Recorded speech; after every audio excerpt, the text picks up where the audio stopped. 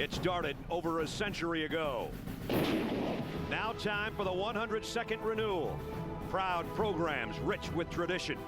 Some of the greatest moments, players, and coaches have graced this Cotton Bowl battle. A clash for glory. Their faithful bleed burnt orange or crimson and cream.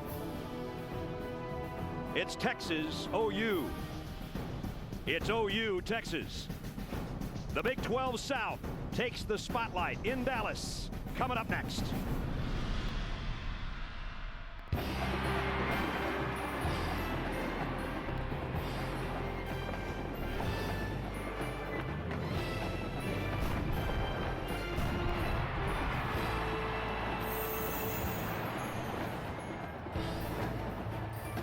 So we're just about set for the 102nd renewal of the Red River rivalry. Before we do, let's get out of the fourth member of our team. Here's Bonnie Bernstein. Bonnie? Brad, I bet I am the only one in the stands wearing a lilac today. I'm standing essentially on what is the continental divide of the Cotton Bowl. Precisely one half of this stadium to my right is clad in burnt orange, the Texas fans.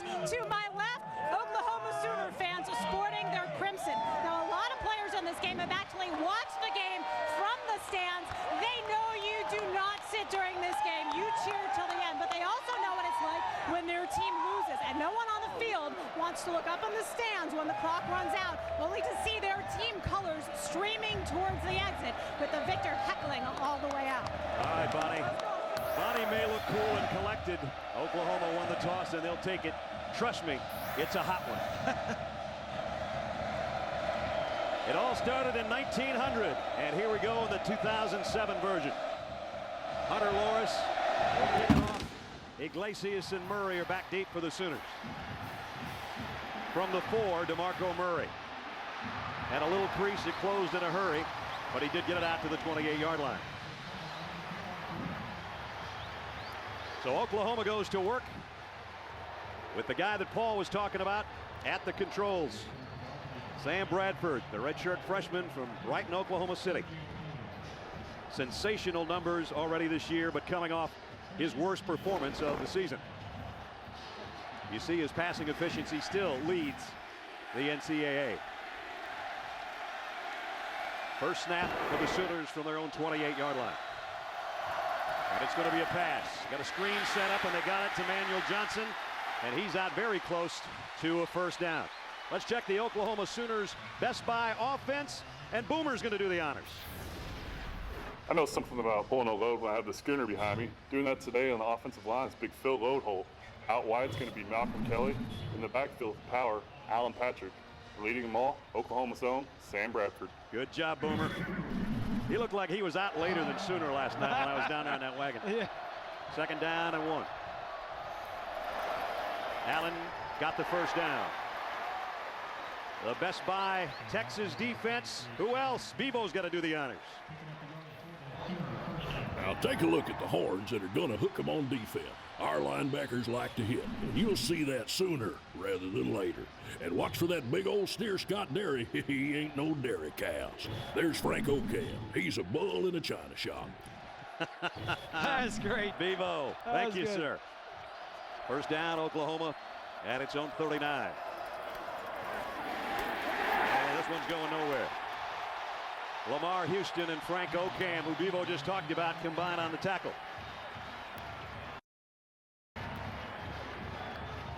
Oklahoma came in averaging 225 yards on the ground, which is 14th best in the country. Both teams want to stop the run, and both offenses want to establish their running game to help their young quarterbacks.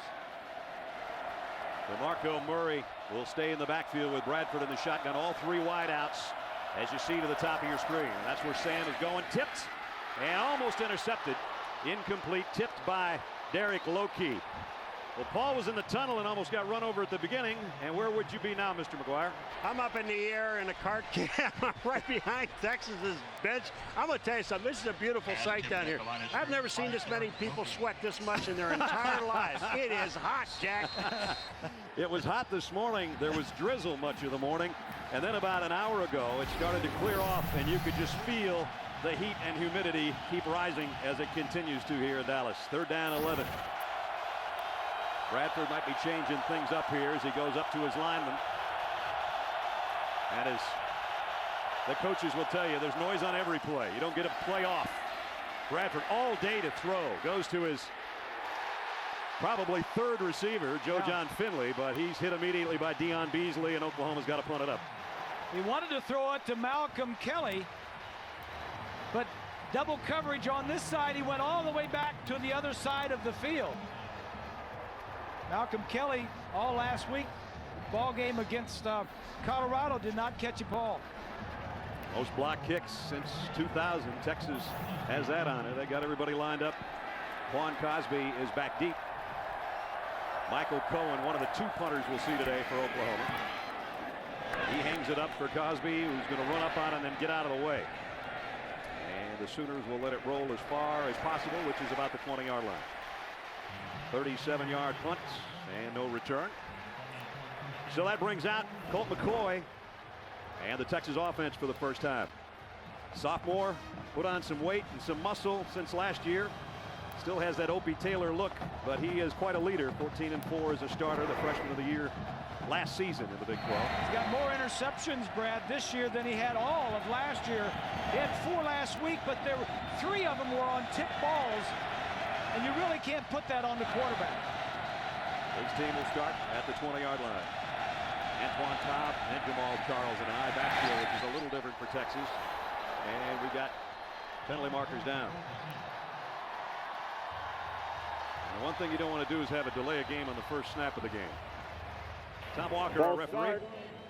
On the offense, number 16, 5-yard penalty, still first down. Jermichael Finley, the tight end, with the penalty. So that's 1st and 15. Yeah, you're right, Brad. That's not the way you want to come out first play.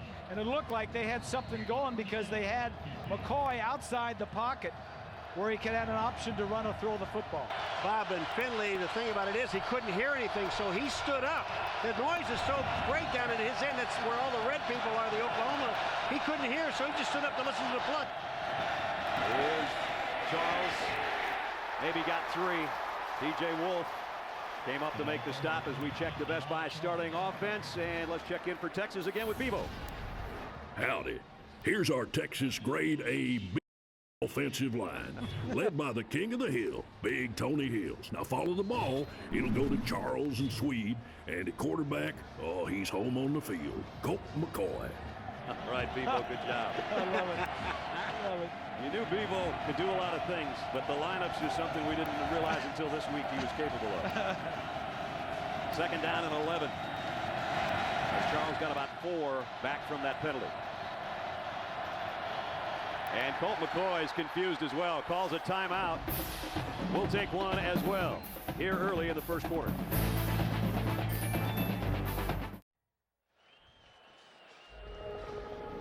ESPN's presentation of college football on ABC is presented in high definition by HD DLP. Brad Nessler, Bob Greasy, Paul McGuire, Bonnie Bernstein on a steamy afternoon in Dallas, Texas. No score here in the first quarter. This is Texas opening possession, having just called a timeout. They face 2nd down and 11. Here comes a blitz. McCoy stands in, delivers the slant. The ball is out. Did they call it complete? Oklahoma picks up the ball, and they're going the other way. And this is Nick Harris, brought down at the 5. I don't think he ever had it. They're calling it an incomplete pass, Brad. They took a long time to call it, I'll tell you that much. Had it temporarily. The ball came out as he was hitting the turf. You could see it behind him. And then the Sooners wisely pick it up just in case. It was a good throw by McCoy. Oh, he's got that ball. I don't know. He looked like he did. Catch. No, can't see from that one. Not quite. Now he looks like he takes a step and a half to me. I don't think he had complete possession of it. It was slipping out of it, and he was trying to move his hands. So it's 3rd down and long. McCoy wants to throw a screen high, but delivered. And out to about the 26-yard line. A pickup of 7, but that's not going to be enough. Punt coming up from Texas now. So Texas looked confused really that whole series. Well, they had to take a couple of timeouts, and that's never good. Although they are at the end, like Paul said, They're down here at the red end where all the Oklahoma fans are. X Factor brought to you by City. Talked about special teams. Oklahoma very good in their kick returns, and Texas, that's why they lost to Kansas State so badly, because of the lack of special teams a week ago. Justin Moore set to punt, and the left footer sends it a mile high. Great kick. Reggie Smith waits on it, takes it at the 22 and goes down at about the 18. What a hit on the special teams. Brandon Foster got down there to make the hit after a 52-yard punt, and I'm telling you about no return. But we'll return with Oklahoma on offense right after this. You're watching ESPN on ABC. This presentation of college football brought to you by Best Buy. For a complete home theater experience, get HD done right at Best Buy. Saturn, with 5 totally new models, it's just something to rethink about. Saturn. And Allstate, proud sponsors of college football. Are you in good hands? All the great prizes, all the great food choices, including the corny dogs. Yeah. One of the favorites. We all had one yesterday, and then there's some people that had several more than one. We didn't all have one, you know. At the 20-yard line, 2 tight ends set for Oklahoma. One of them, Finley, in motion.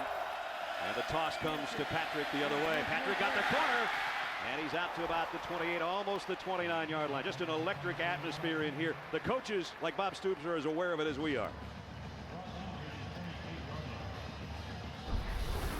It's just exciting in that regardless of who makes a play, it's loud.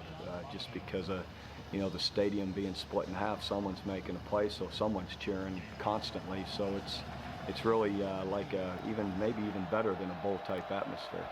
Noise on every play. 2nd down and 2. They run Patrick the other way, almost missed the handoff from Bradford and got out. Looks like he's short of the first down, maybe got it. Looked like that was supposed to be a toss, and Bradford, the freshman, didn't toss it. Looked like Patrick was expecting it because he was way wide. Way out there. Take a look at the game plan, Bob. Well, Oklahoma's got to get the ball to their wide receivers, get them involved, and for Texas, McCoy needs to run the show, do a little running with his running backs, and then get the ball to his wide receivers. 3rd down, a yard. That's Kelly. Chris Brown in the backfield, and he's got the first down. His first touch, and he gets an all-important first down for the Sooners. We get our first update from Matt Weiner, New York. Matt? Back in New York, I'm Matt Weiner, keeping you current on everything happening across the country. First up, this Taco Bell update on the battle for the Sunflower State. Both Kansas and Kansas State off to great starts, and they played a good football game. Todd Reesing, 30 yards. Dexton Fields on the other end. Reesing's 3rd touchdown pass of the day put it away for the Jayhawks, who are 5-0 for the first time since '95. Brad? Wow, Coach Mangini's got him playing ball at Kansas. Here's a long ball from Bradford for Kelly. Tipped away. Kelly had his hands on it. Ryan Palmer did a good job staying with him. That ball was laid out pretty well. Kelly is 6'4" and 220. One of your bigger wide receivers, Palmer, is only 5'10". So you may see that alley-oop throw a couple more times today. Well, one of the things, Bob, the officials are allowed to do a little pushing. They were both pushing, you know, with their hands, and you know, it's like almost no harm, no foul. Well, they let it go. So that means corners now can play a little closer. There's what Bob was talking about earlier. Held without a catch last week in the loss 27-24 to Colorado. Play action.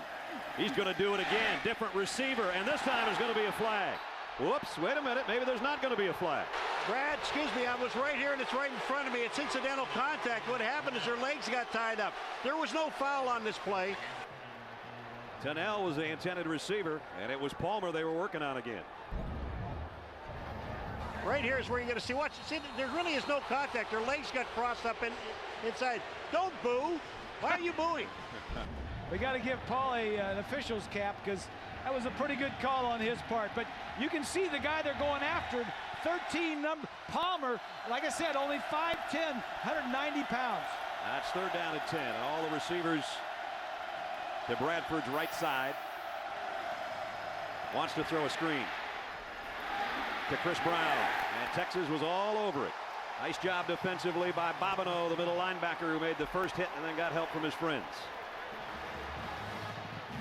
You're exactly right. Bobineau, 44, got out there and forced him back to the inside where the tackle could be made.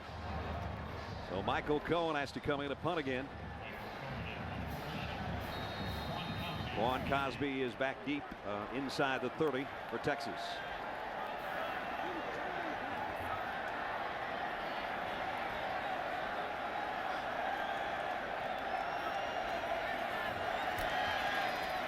Texas backs away as Cohen's kick flutters and is caught by Cosby with a fair catch at the 27-yard line.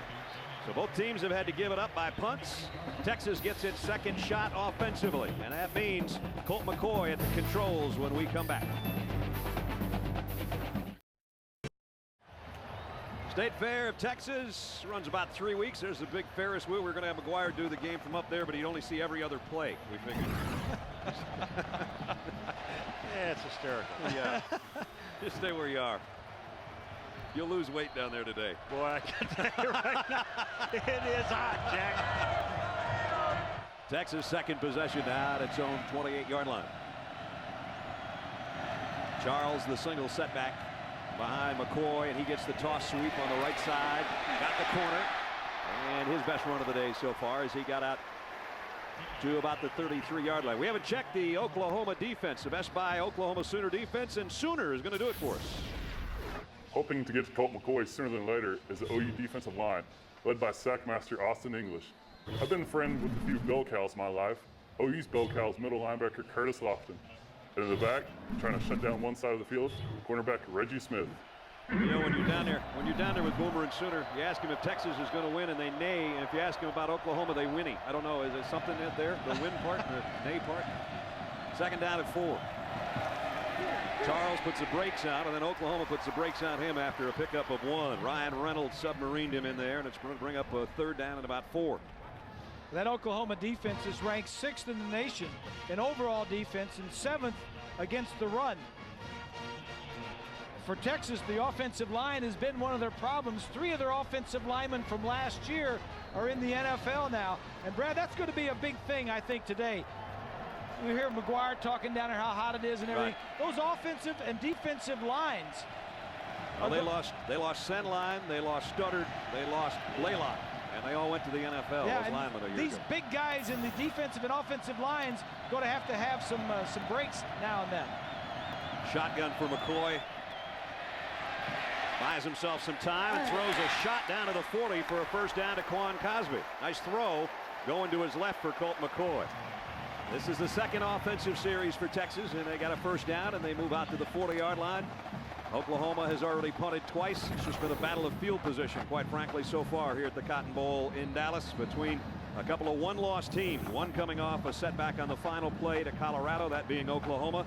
And the Longhorns got thrashed by Kansas State in Austin last week. So both sets of fans came in knowing how big this game is. Colt McCoy goes out as a wide receiver now with John Childs, the freshman, in the shotgun. And he's going to give it off on a counter to Jamal Charles. Charles across midfield and run out of bounds at about the 47-yard line. Bob, just a straight handoff on a trap play, but it gives them something to think about with him in there. Well, when Childs comes in, he's the backup quarterback. That brings Vince Young back into this Texas offense. And that means the zone play.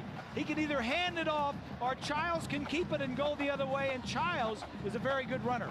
And Paul, that play came right at you, and Charles not only fast, but he showed some power that time. He showed power, and a nice part about it, if you can't play wide receiver in big schools if you can't block, and Cosby's got a great block downfield. Good point at the 46. Nice play fake by McCoy on the bootleg. Nobody in front of him. He's going deep. Overshot Lima Swede, who was in between 2 defenders. And it's incomplete. Near the conclusion of our game today, we'll select a Chevrolet player of the game from each team. Chevy will make a $1,000 contribution to each university's general scholarship fund. Bob, you know, one of your tips is to make sure that you take McCoy and take control of this team. He never had to throw that ball. He just went out and threw the ball. Really had, you know, he was wide open. Nobody could get to him. He had blockers in front of him, and he threw the ball away. Obaniaya is in the backfield now, behind McCoy on second down at 10. And he gets the toss. And he is all bottled up. He might have lost a yard. Nick Harris makes the stop. Colt McCoy, just his second year as a starter, talked with us about what he's like in that Texas huddle. I'm a motivator. I challenge people. I challenge my teammates. You know, when things need to happen, you know, I say, look, let's go, step it up, let's play. But at the same time, I'm fun, and I want to have fun. I want my teammates to have fun. See how much fun 3rd and 11 is. He's also 11 years old. You look at this guy, he doesn't even shave yet. In the shotgun.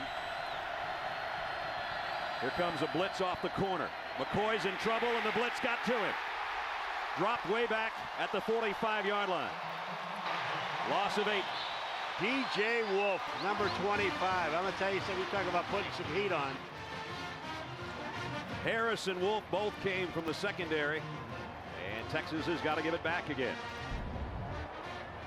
This is one thing, number 25, he is the free safety. The strong safety, the free safety, number 5, Harris, also came. One thing about Bob Stoops' defenses, you're going to get guys coming from everywhere in passing situations. Justin Moore set to punt. A dangerous return man on the other end, though he mishandled one a week ago. Reggie Smith is a guy that knows if he gets a little bit of an opening, which direction to head. He's going to have to shag this one down way over in the corner. It's going to jump out of bounds at about the 15-yard line. They'll mark it right at the 16, and that's where the Sooners will take over offensively. Tonight, reminder, Big Ten heavyweights are going to rumble. Ohio State, for that big-time defense, looking to contain Purdue's high-octane passing attack. Or in other regional action, we'll see Notre Dame and UCLA. It's Saturday Night Football, presented by Southwest Airlines. Ohio State, Purdue, or Notre Dame and UCLA tonight on ABC and ABC HD. Bonnie? Watching Sam Bradford in between series. Josh Heupel, the quarterback coach, is in his hip pocket. I'll tell you what he was talking about right after the play, Brad. Well, Josh, a guy that led Oklahoma to a national championship as a quarterback, trying to get out of the shadow of their own end zone, and they're going the wrong direction. Bonnie?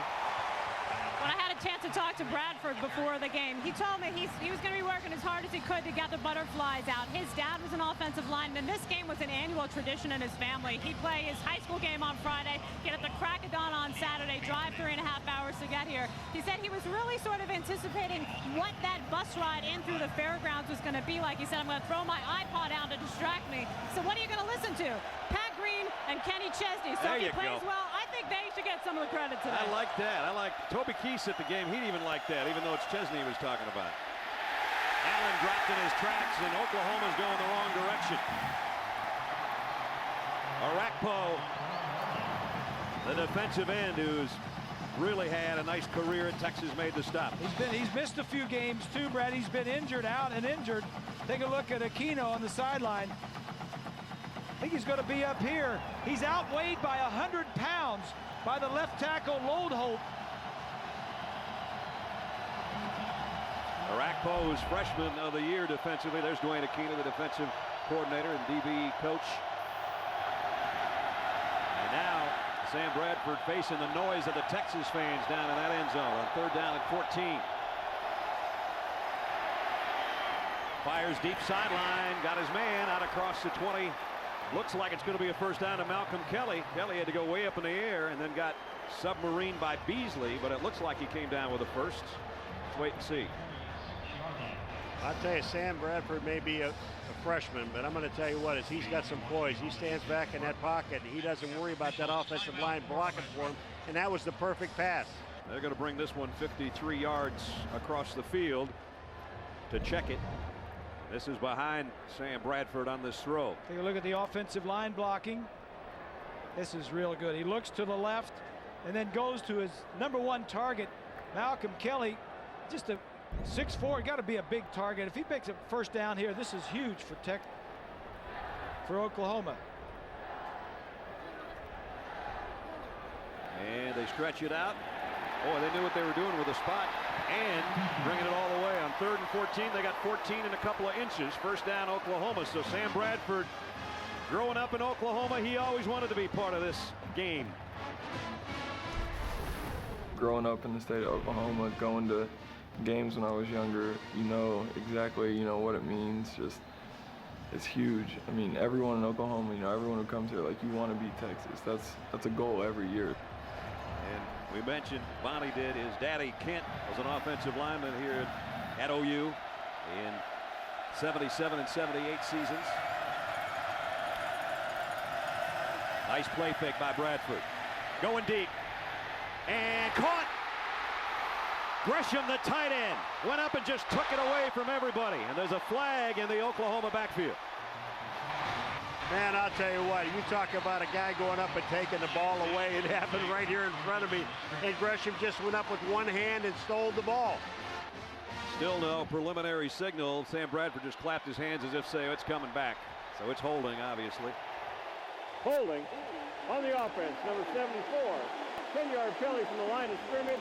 Repeat first down. It's a little bit what happened to Oklahoma against Colorado last week. They do something well, and then they turn around and have something backfire and it'll go the wrong way. Yep. And pretty soon that snowballed into an upset. Well, especially their offense. Their offense wasn't on the field that much. Right. Especially in the second half. Colorado had 82 plays to 46 for Oklahoma last week. And that's just keeping your defense on the field too long, not making enough plays. Bob Stoops not happy with the holding call. And you see the yardage given up. Last week in that ball game in the loss, Colorado had it 39 minutes. Oklahoma's offense only had it 21 minutes. And of course it was the last second that counted, the kick that ended it. 1st and 20. They'll keep it on the ground. Oh, what a hit in the middle on DeMarco Murray. Head-on collision with McElroy, the outside linebacker. Show that lives up to its name. I watched this one the other night. Wednesdays, America's wealthiest families will be on the loose, and only one man can keep them out of the headlines. You can't be filthy rich like McGuire without getting a little dirty. It's Dirty, Sexy, Money. It's an all-new episode Wednesday at 10, 9 Central on ABC. Bobineau with the right ankle injury. He went into the locker room a couple minutes ago, but just came out. I think he got retaped. He's got his helmet back on, so we should see him back any minute now, Brad. All right, Bonnie, thanks. 2nd down, 17 for the Sooner offense. Bradford going deep again, and in perfect stride down to the 43-yard line to Joaquin Iglesias. What a throw that was.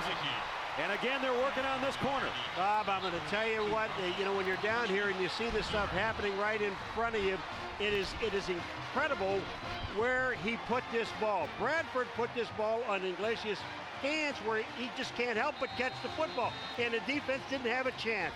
Greasy caught the back end of the ball. You can't put it out there any better than that. You can't throw it any better than that. Bradford is really having a good first quarter. He's throwing the ball away if he needs to, if they're covered, and if not, he's giving them a chance to catch the football. Iglesias, their top receiver, his 30th catch.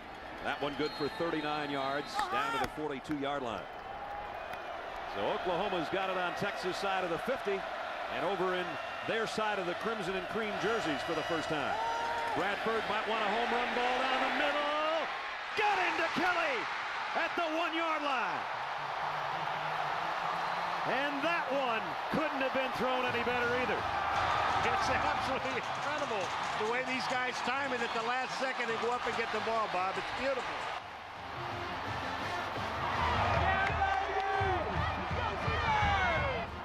The thing I like, he's going to be all by himself. All the Texas defenders, there's nobody in the middle of the field to help out. Sam Bradford, 2 throws, good for 80 yards. Oklahoma 1st and goal at the Texas 1-yard line. Patrick, oh boy, was he met in the hole by Jared Norton, the middle linebacker. Well, there was a helmet that scored a touchdown, but unfortunately it was a Texas helmet that went 10 yards into the end zone. 2nd down and goal. Watch this collision. Norton is in there for Bobineau, and he stops him short. Alan Patrick's carried it 7 times and has only 6 yards. Chris Brown comes in to take his spot at tailback. So right down to throw it if you want to. 2nd and goal. There's the play fake as Bob called it. Touchdown, Oklahoma. Jermaine Gresham. Great call, Bobby.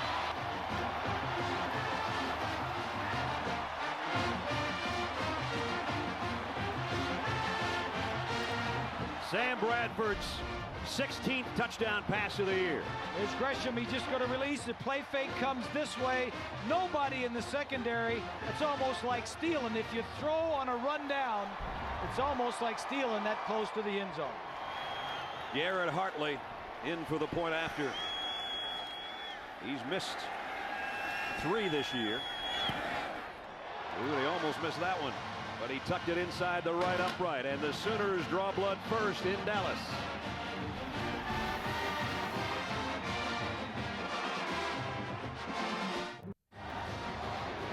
You know, Brad, I said that the difference maker may be Sam Bradford, and you watched in that last drive. You talk about perfect passes, and you know, when you're in a quarterback's head like Greasy is, you call touchdown plays, which I thought was terrific. But every pass that he threw was on target, even the one where they had the holding penalty. That one was called back, but House 4 for 4 for 95 yards and a touchdown on one drive set. I like it. You know, he is the only starter on the Oklahoma offense from the state of Oklahoma.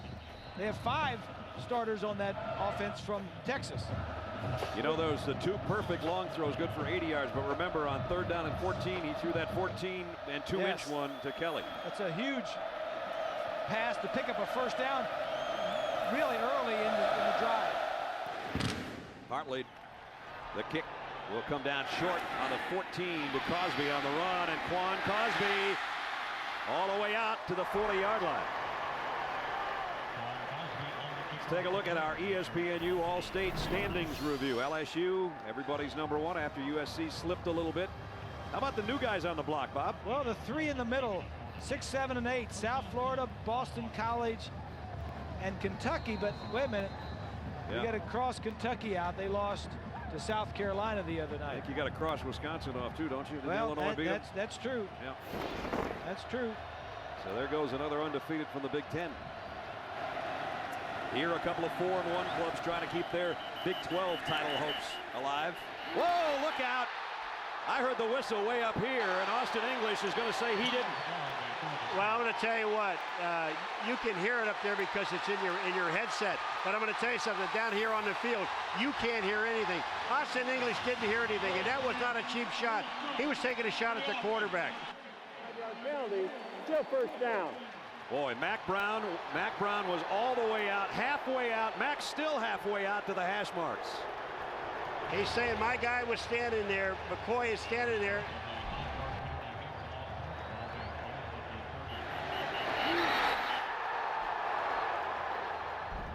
Paul may not have been able to hear, but I can hear it up here. I know you can hear it, but you're down here and you're fighting off a guy. You're looking at the quarterback. You're going, this noise is intense. And I can tell you right now, English didn't hear it. Mac Brown, I don't know that I've ever seen him that upset on a sideline. Yeah, I don't blame him for being upset, but I'm with Paul. You know, that defensive end is coming pretty hard. Nice throw. And it's really loud down there. Nice throw by McCoy to Swede on a quick slant, good for 11. You got to think about Colt McCoy taking, in my opinion, a late hit. I don't care if you didn't hear the flag or not. He obviously took a late hit. And remember, he had a mild concussion last week in the loss to Kansas State.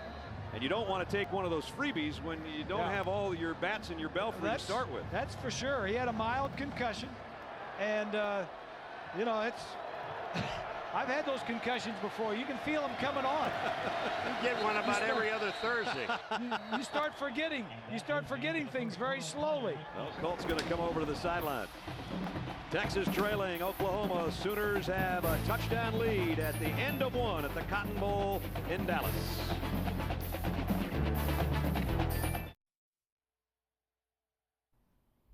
Howdy, folks.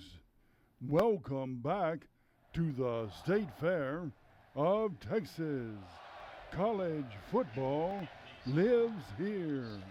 All right, Big Tex, good job.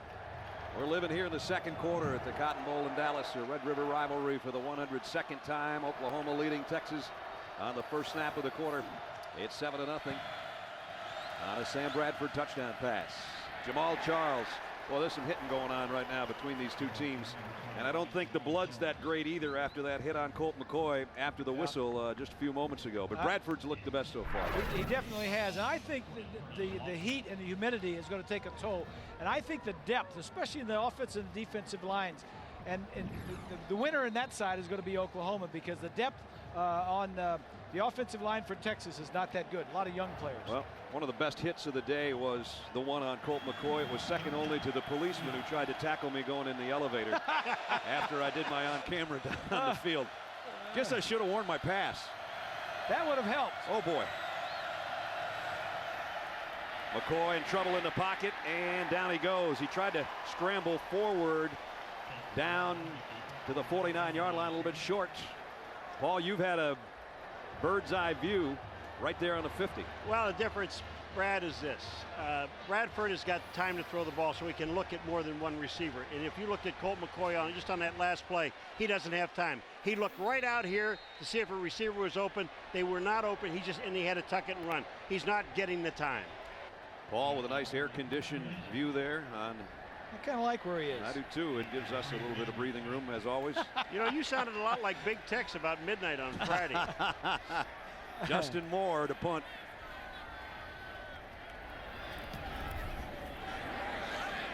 Way up in the air, Reggie Smith camps under it inside the 10-yard line. Reggie was kind of between a rock and a hard place there. He didn't want to take the fair catch inside the 10, but he knew Texas had some people down there in a hurry anyway.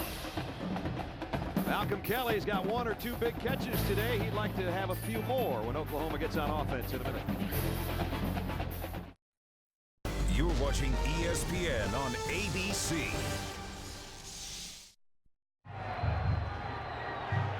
ESPN's college football on ABC, presented by Best Buy. 7-0 Sooners. They've got the lead. The bad news is, as their fans look on with the binoculars, they're almost at their own goal line. Start at the 7-yard line on this possession after the punt.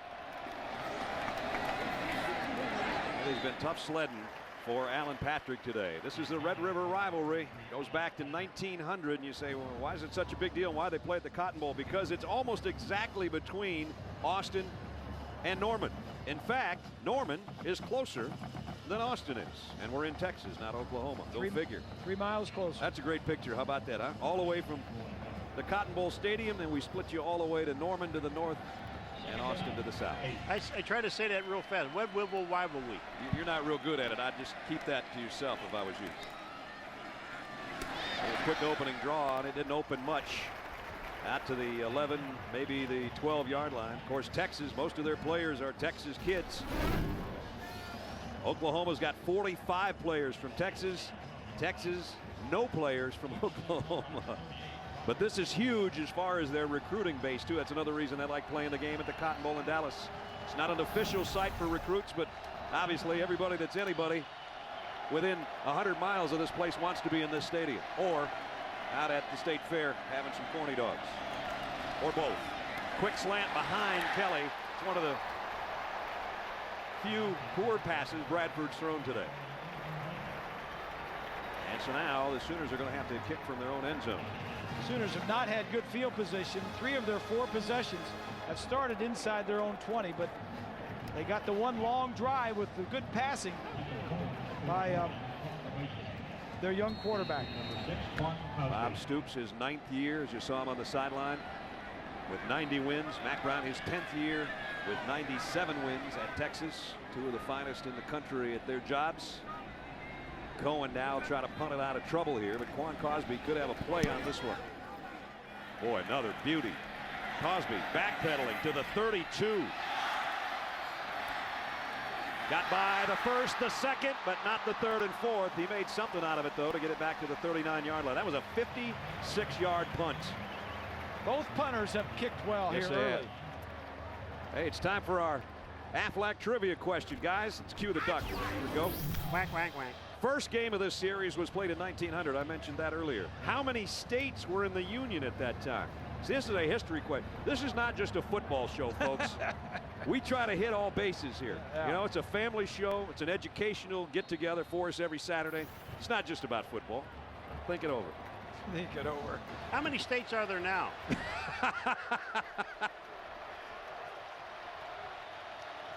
At the 39, first down for Texas. Trying to get their offense on track. Been sputtering so far. That'll get them going down the middle.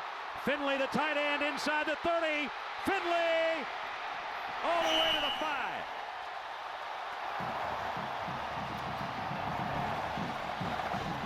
55 yards.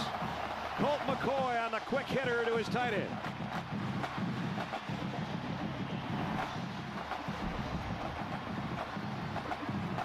Right here, Finley just right down the middle. Good protection. Nice see, nice read, and nice throw. Finley, one of those big targets, 6'5", 240, career-long catch for him, and it sets Texas up at the OU 6-yard line. 1st and goal. McCoy, play fake, scrambles, throws to the corner, touchdown, Texas!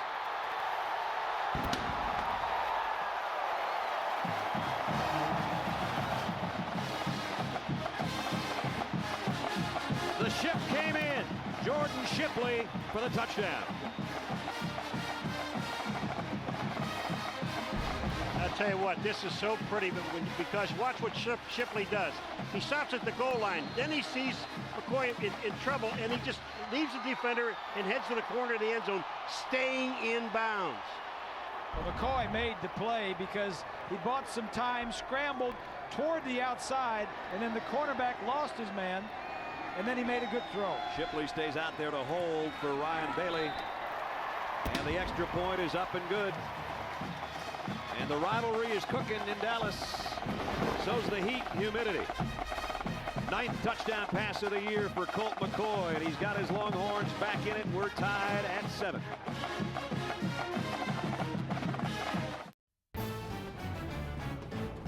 This presentation of college football brought to you by Aflac. Ask about it at work. Ford. Bold moves. They happen every day. And DLP HD TV. DLP is the official ESPN on ABC HD telecast sponsor of college football. That's Oklahoma's Heartland Flyer. Runs a 408-mile round trip daily from Oklahoma City to Fort Worth, Texas. So game day passengers can get fired up on their way to Dallas for the Red River rivalry. That's a way to go. You know, they got like a beverage cart on that train. I'm taking the train.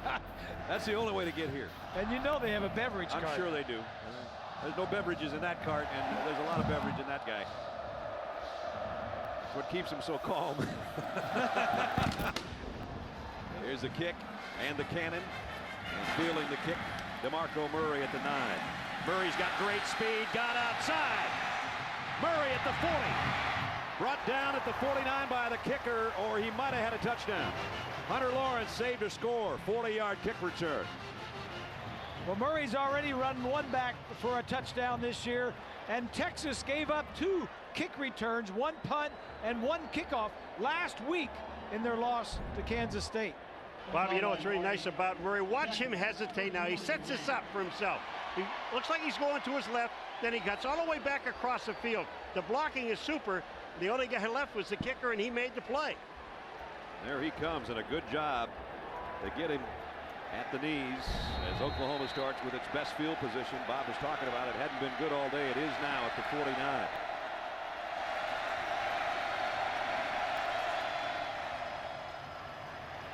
The run game has been tough.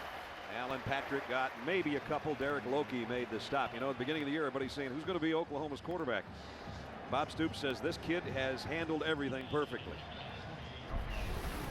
And everything that he's done, he's been very cool in everything that he's done. He hasn't made foolish decisions at all. He's been very sharp, been very accurate. He's been a leader in the huddle, a calm presence in the huddle. So our guys have, you know, great confidence in him, and I feel great about what he's doing. And what he's done in this first half gives you some confidence. 7 out of 11, including a touchdown pass.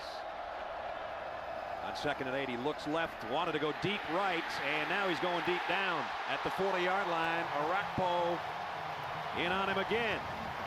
Loss of 10. Well, he was trying to go to Kelly on the right-hand side. He thought he had single coverage over on that side. And what happened, what makes me realize how smart this kid is, watch him. He will take the sack. There'll be other plays. He doesn't throw the ball away. He has no one to throw the ball to. Get down. So it drops them back to a 3rd and a mile at their own 41-yard line. 3rd down and 18.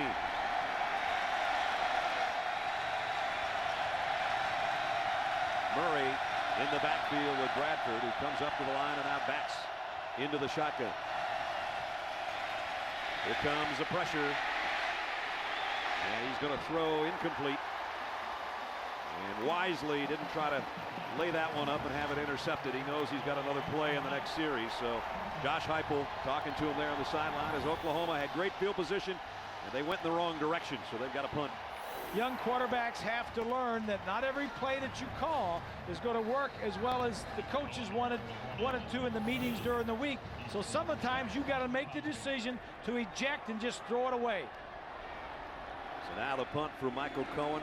Quan Cosby averaging a little over 12 yards per punt return, back deep for the Longhorns. And Quan takes a chance on this one, and he's going to go down right about where he caught it. Good coverage by Lewis Baker. Down on the special teams to make the hit. We're still dead even with 9:42 to go first half. Always a great place to be in Dallas, State Fair, Texas. We have a great time here. So do the Longhorn and Sooner fans that fill this place up, 80,000 strong. And as Bonnie said earlier, split right down the 50 with the burnt orange and the crimson and cream. Quite a sight. Longhorns last drive, 61 yards in a couple of plays, including Colt McCoy's touchdown.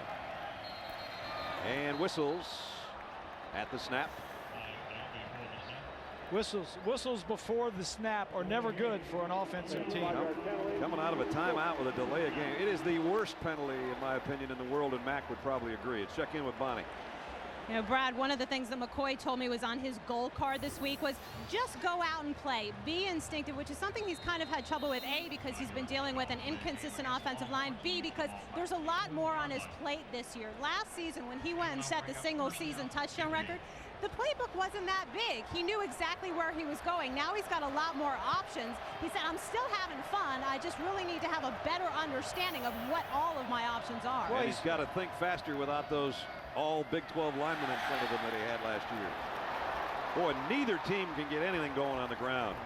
Jamal Charles maybe got 3 yards, and that's about it. Stood up by Curtis Lofton, the middle linebacker, off Pacific Life. Game summary, it's been a game of great catches and big-time throws, like Malcolm Kelly, who's caught 2 for 55. That one got him down close. Sam Bradford had a near perfect drive. In fact, he did have a perfect drive. 4 for 4 on that drive for 95 yards and that touchdown. Then Colt McCoy, as Bob said in the game plan, he's got to run the show. That time he ran to his left to buy himself some time and got Jordan Shipley in the corner, and that's where we are with 9 minutes remaining in the second quarter and tied at 7. Here comes a blitz off the corner. McCoy stands in deep middle, got him again. His tight end, it's Finley on the run. Finley with a blocker in front inside the 40, all the way down to the 28-yard line. So Finley, the big play man for Colt McCoy, 55 earlier, 58 yards that time. You know, on this play, let me just tell you something. On this play here, watch how long Finley waited to go for the ball. It's absolutely incredible. The blocking is there. The ball is in the air. He just waits and waits and waits and never shows the defense, then goes up and just takes it away. Well, the thing about it, he was being covered by a linebacker, Reynolds, number 8, who never saw the football. And then Finley goes up and makes a great catch. On Oklahoma, the first warning of the game. Sideline warning aimed at the far side to Bob Stoops' crew on the OU bench. John Childs, the freshman quarterback, is checked back into the Texas lineup for the second time today. The last time he handed off to Jamal Charles. This time Colt McCoy will come out wide to the right to the bottom of your screen. That's the quarterback, and that means Childs is the guy running the show in the shotgun right now. He fakes it. He's going to run it on his own. Got a pretty decent gain out to, whoops, and he almost took a swing at somebody there with his foot. Got it to the 21-yard line. We asked you the Aflac trivia question earlier, kind of non-football related, but the question was, if you missed it, the first meeting in this series was 1900. How many states were in the Union at that time? And the answer is there were 45. And Oklahoma wasn't one of them. Oklahoma was still a territory. They came in 1907, as they say. New Mexico, Arizona, Alaska, and Hawaii followed. So that means there's 50 now, right? There's 50, Paul. That's Citadel Education. Still no running room for Jamal Charles. Maybe 2 more. Curtis Lofton made the tackle. We're talking about Colt McCoy, and one of the things I think this year, after a great year last year, is he expects more of himself. Yeah. He knows more, he studies more, and he expects everything to be perfect. Well, you can't do that. I mean, you can't go out and expect every play to be perfect, every throw to be perfect. Just go out and make it good. And if it is perfect, then you'll take it. But your expectations are too high if you're expecting that. And Greg Davis, the offensive coordinator, said he's trying to do too much. He's taking too much of the load on his shoulders. Blitz coming from the corner again. McCoy straight down. Tight end Finley, touchdown. Great throw. Colt McCoy said, bring that pressure. I'll go to Finley once. I'll go to him again. And then I'll go to him 22 yards for the touchdown. And you know what, Grease? You had the same thing. You had Ryan Reynolds, a linebacker, covering him in the middle of the field, number 8. Look in the middle of the field where the ball is thrown. You're going to see the linebacker. He doesn't get there. Boy, he put some steam on that one. McCoy's second touchdown, Texas' first lead. And Ryan Bailey in to try to tack on the 14th Longhorn points. And it's up and good with 6 minutes and 58 seconds remaining in the first half. A lot of people thought Texas did not have a chance in this 102nd renewal of the Red River rivalry. I think they're wrong. Touchdown Texas, they lead by 7. IBM presents the 25 greatest players ever. Number 21, Archie Griffin. The only two-time winner of the Heisman Trophy, Griffin rushed for over 100 yards in 31 consecutive games, starting in 4 straight Rose Bowls. Woody Hayes called him the greatest football player I've ever coached. IBM, getting it done. Archie, a two-time Heisman Trophy winner, makes the number 21 spot. Remember, number 2 and number 1 announced New Year's Day on ABC in our IBM 25 greatest players college football history. Been a lot of them that have played in this game. Some of the greatest football players in college football history, like Earl Campbell and Tommy Nobis and Billy Sims and Steve Owens, and you can go on for about a day. Billy Vessels. Billy Vessels. Bob's late great friend and one of the Heisman winners for the Sooners. Here's a kick. Down to the 8-yard line to Iglesias. Joaquin looking to be running, not walking, and he's running all the way out with a flag down to midfield. 2 flags fly in. Holding on Oklahoma, Brad, right here. I can see with the officials. I wish they'd give me one of those little flags. Yeah, you need one of those. Maybe you should at least get a red one. We can have a broadcaster challenge somewhere along the line. Yeah, okay.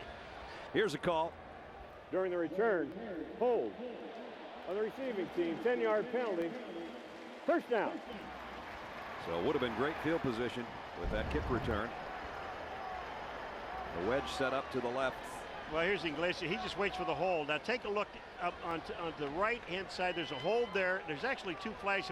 And right on the right, there's another hold. It's you see it right in the hole? Yep. It's a double-double. It was you a only double. get 10. There was 2 holds right in the screen as Bob circled. And Paul was right on top of the scene and on top of Cart Cam. There he is.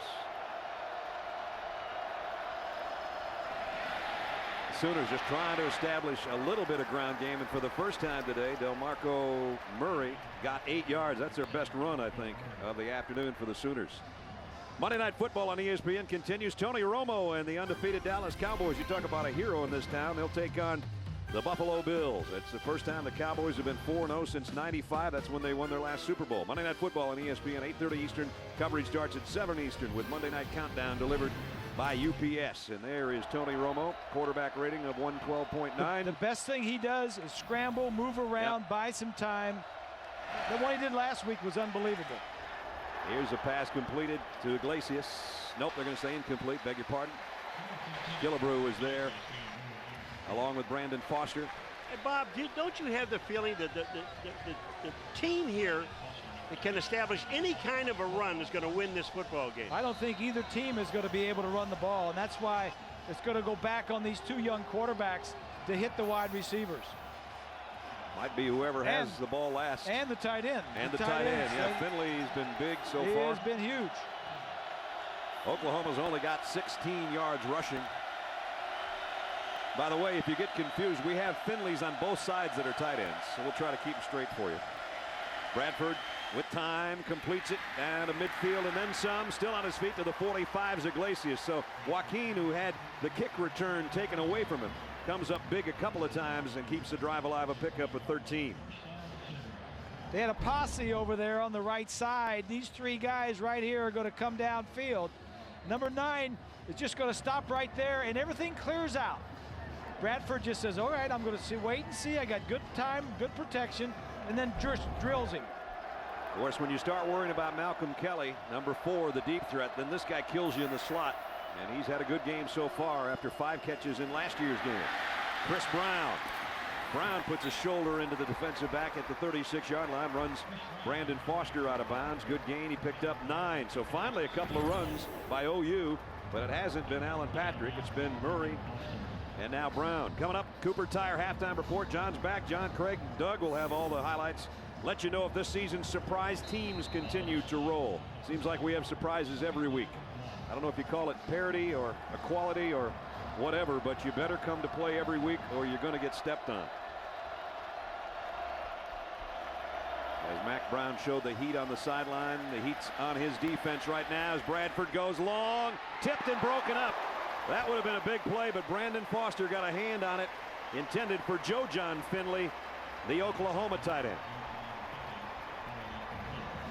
Talk about surprise teams, Grease. There's been some, huh? You got positive and negative. Certainly South Florida and Illinois. How about Illinois? Yeah. Some of the other teams, but look at the negatives. Notre Dame hasn't won a game. Louisville thought they were going to be good this year. Michigan's lost those 2 games early on, but you know, Brad, I don't think anybody is going to get through the whole year undefeated. I don't either. It just seems too hard this year. It's going to be one of those years. Flags down as Chris Brown has a good run for a first down. I think Aaron Lewis may have jumped offside for Texas, and Oklahoma would take this play and keep on going if that's the case. Offside on the defense. I'll tell you, that was nice with the quarterback. I mean, he kind of delayed the call in the numbers. It was kind of in his voice fluctuation that really got the defensive end offside. And then they continued on with the play. That's the good part about it. That's a heads-up football for Oklahoma. Lewis comes out, the guy that the penalty was called on, and Eddie Jones, you saw number 32, enter the Texas defensive huddle. Meanwhile, Oklahoma trying to tie this thing up with 5 minutes and change remaining in the first half, and they've driven it down to the 7th play drive to the 30-yard line, and they've mixed it up beautifully so far today at the Texas 30. Here comes the quick throw, wide out screen. It's Iglesias. So Iglesias, he caught late flag. A late flag, as Paul said. He caught 5 passes for 69 yards last year. And Iglesias, that is the second one for 52 as Mac and Bob look on. After the play, personal foul, late hit on the defense, number 32. At the distance to the goal. You know, first down. You take out Aaron Lewis because he jumped off sides, and the guy that comes in to take his spot gets a personal foul on the next play. Yeah. That's not good. They're going to go to the middle guy. Henry Melton will come in at defensive end. Mac Brown says, you guys sit. Henry, his former fullback, can come out and play now. And the coach is looking for an explanation. So now the ball is at about the 12-yard line, 1st and 10. And Oklahoma can still get a first down at around the 2. Texas has to call timeout, Brad. They had too many guys on the field. They don't know what they want to do on defense. They sent one off, 2 guys on. Timeout, maybe switching that defensive end so many times has got everybody confused. With just under 5 minutes remaining in the half, Mac Brown is trying to tell his guys, calm down here with 5 minutes left to go in the second quarter. This day in college football history. Remember this one? It was 17 years ago. Colorado downs the ball there, spikes it. Now it's 2nd down. Now look back up in the corner. You're going to see that the down marker never changed. There's 3 plays. Now it says 3rd down. It should be 4th. There's another spike job to stop the clock. And then they get a 5th down, even though it says 4th down on the marker. And this one is good for a touchdown. And that was part of Colorado's 11-1-1 season, a 33-31 win over Missouri, and claimed to share the national championship later on in that year. And that came on this day in college football, 17 years. I can't believe it, 17 years ago. It seems like that was just a couple of weeks ago. Exactly. So first down, Oklahoma. Single coverage out here down at the bottom. Bradford play fake to the corner and incomplete. Intended for Eldridge, one of the tight ends in the lineup. They had 3 in there. Ryan Palmer broke it up. He really threw the ball in the only place he could. I mean, he was open. He was open, but there was a defensive man right near him. He's going to try to hit him right out here. The guy he should go to is down at the bottom of the screen, single coverage. Now, when he throws this ball, there's a Texas guy hanging back there. If he tries to throw it any tighter than that, he could have been picked off. So now he's got 2 wide receivers down to the left and Kelly up to the right.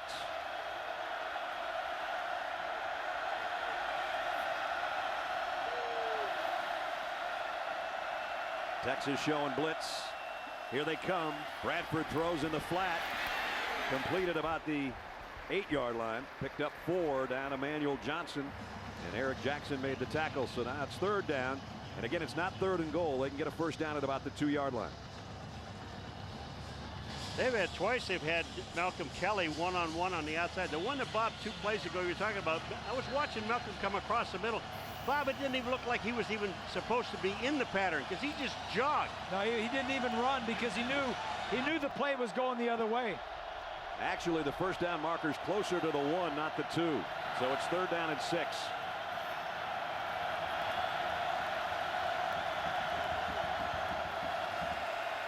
Bradford over the middle, touchdown Oklahoma, and it's Jermaine Gresham. Keep calling those tight ends, Greasy. Both teams have good ones, if not great ones, and they are using them today. Bradford's 2nd touchdown, much like Colt McCoy, and we're a point away from being even again. Here you are over here. He's just going to release to the inside. Man coverage. Perfect throw. So Bradford's thrown 2. McCoy has thrown 2. And now it's up to Garrett Huntley to tie the game, and he does. With 4 minutes and 3 seconds remaining in the first half. Good Red River rivalry going in Dallas, Texas. Bradford a touchdown, and we're even at 14.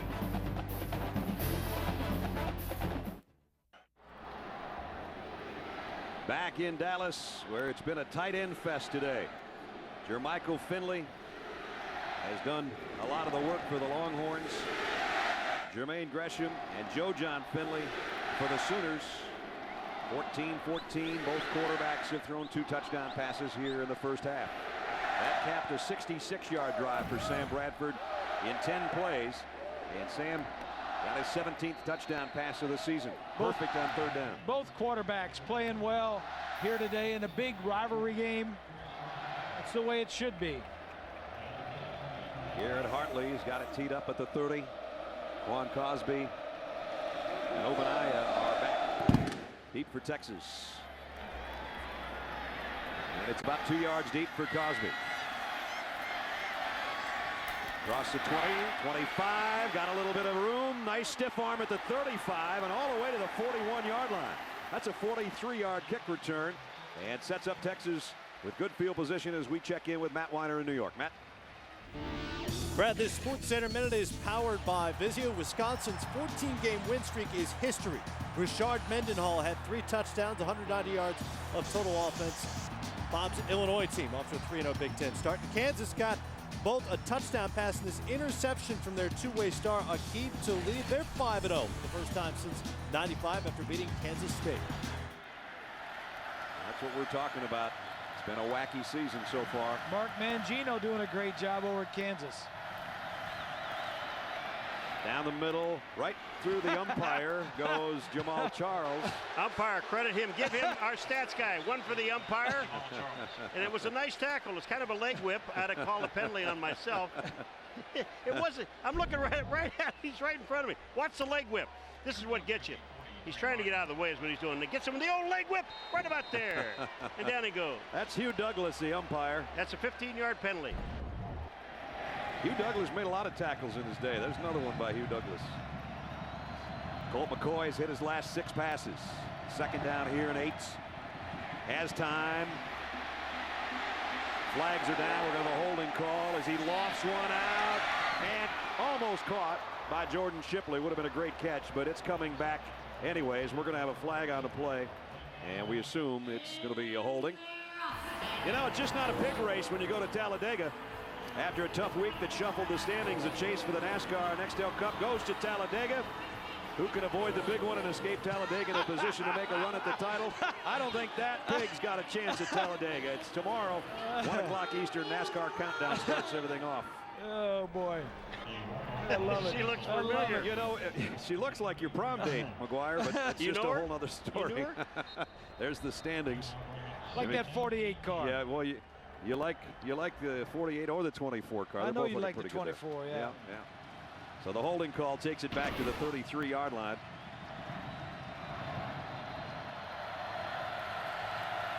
Second down at 18. McCoy wants to throw a screen. Oh, that didn't work.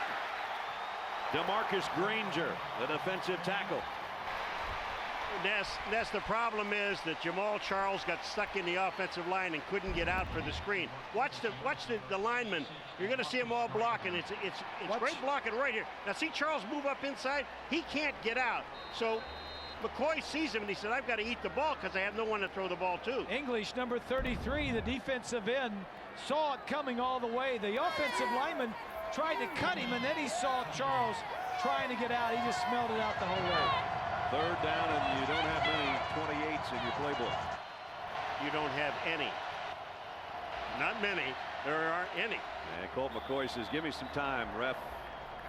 He'll take a timeout with 2 minutes and 16 seconds remaining in a fast and fun first half at the Cotton Bowl in Dallas. Number 10 Oklahoma, number 19 Texas. If you just joined us, with Bob Greasy, Paul McGuire, Bonnie Bernstein, I'm Brad Nessler. This is the 102nd time these two teams have gotten together, and they're playing even football right now. Colt McCoy just snapped that pass off to Finley for the touchdown.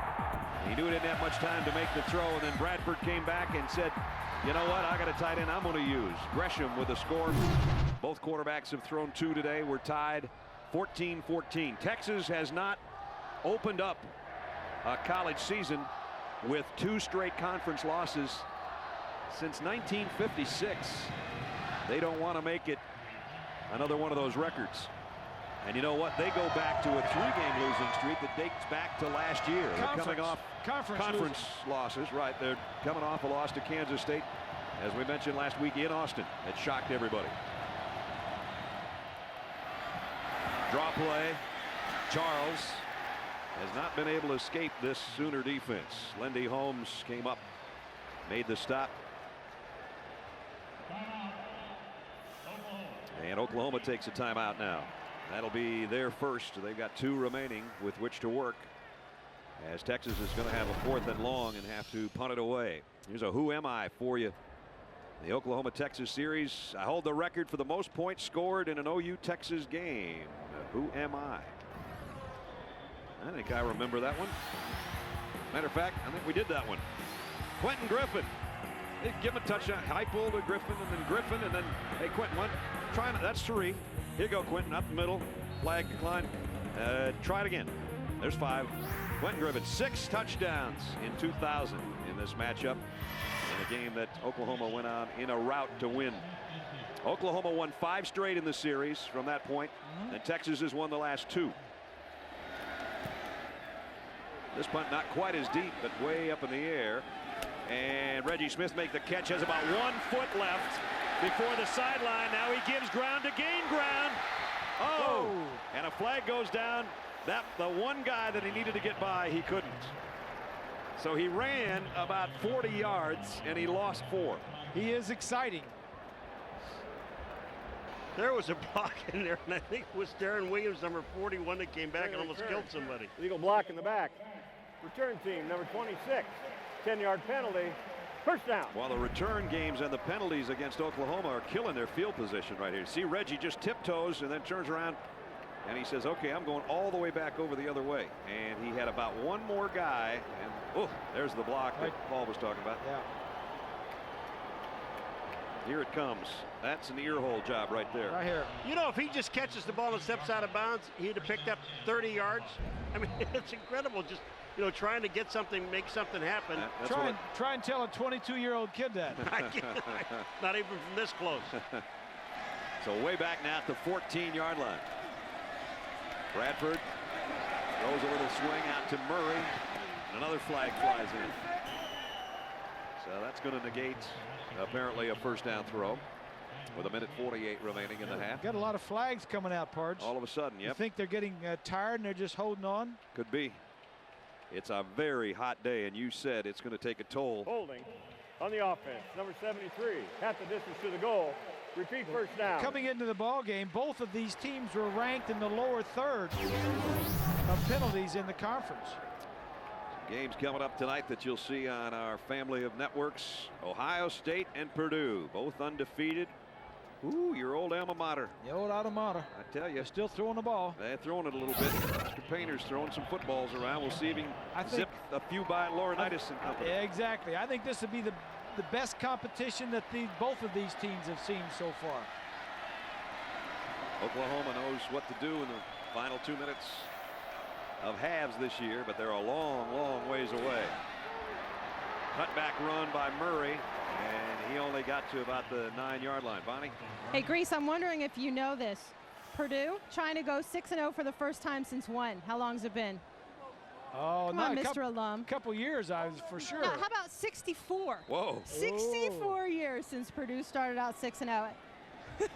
Where does she get these tidbits on your alma mater? She obviously has plenty of time on her hands. But you know what? All we do, what do we do all week, Brad? We sing, oh, Purdue, and we support the cause, don't we? Yes, we do. So every once in a while, if I could sing you, you know, it's okay with me. Bonnie, that was his first year.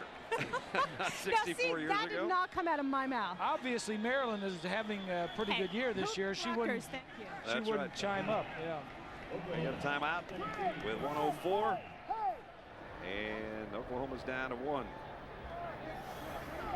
Texas out of timeouts. Bob Stoops looking on from the sideline. I mentioned comes in with 90 victories and only 20 losses. 3-time Big 12 Coach of the Year. Has a national championship to his credit. Mack Brown likewise. 10 years from Mack, 97 wins at Texas and a lot more when you go back over his head coaching career.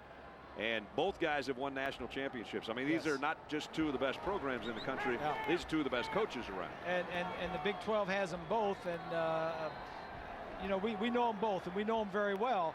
And like you said, they've won national championships both in the first 10 years. But and they're going to win some more. A lot of the kids will say that they go to Texas because of the family atmosphere that Mac and Sally have. And Bob Stoops has family day once a week for his coaches. It's both programs have that family environment.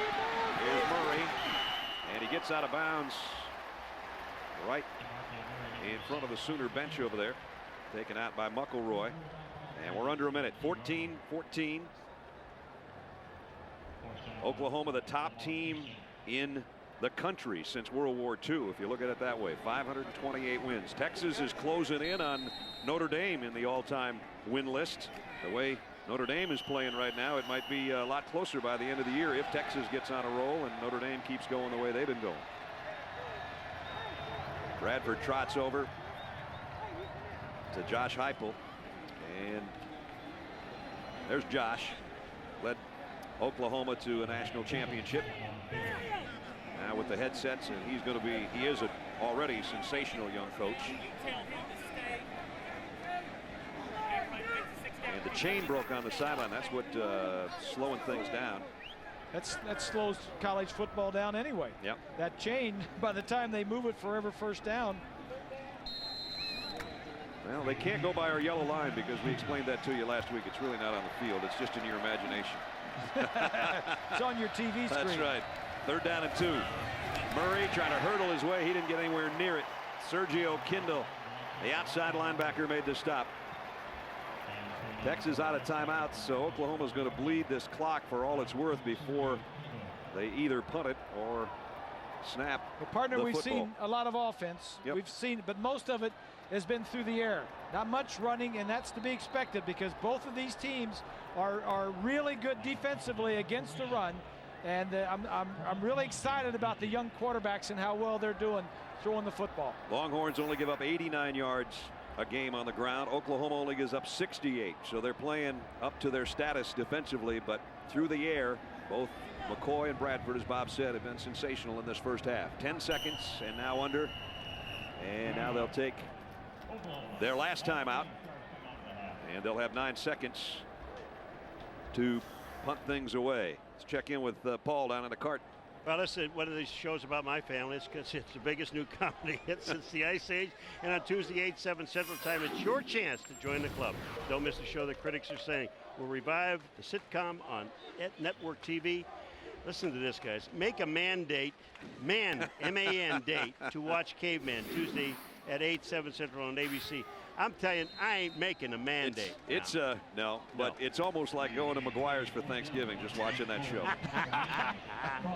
Going to kick. He's just got to get rid of this thing. Texas would love to try to get in and put some pressure and try to block this thing right at the end of the second quarter. And they're coming, and he got it out of there. Not much time to spare, but he hung up a nice kick. Flag. They hit the kicker. Flag down. And now the ball is scooped up on the other end by, I think, Kelly. No, it's not Kelly, but Oklahoma is heading down the sideline, and it's Marcus Walker. I think that's an illegal touching. I don't think that Texas touched the ball, so Oklahoma can't pick it up and run with it. And the clock has wound down. Time has expired here in the half. We'll wait and see. That's a defensive penalty, and you can't close the half off on a defensive penalty. But you think that Oklahoma's going to want to punt this again? No. No, but they would get a first down, though. They will get a first down and a free down. I bet he declines the penalty, goes in a half, has some Gatorade. That's what I would do. Unless the ball touched somebody, and it's now Oklahoma's ball way downfield. Let's hear about it right here with Tom Walker. Tom, straighten all this out for us. He says, just a minute, Brad, I'll get to you. Running into the kicker by the defense, number 9. Penalties decline. Oklahoma ball. The penalty half is over. Just like that. Another good call by Mr. Greasy, and another good first half in a big football game for both these teams. You might want to hang around. The loser's going to be in the basement in the South. The winner's still very much in the national championship hunt.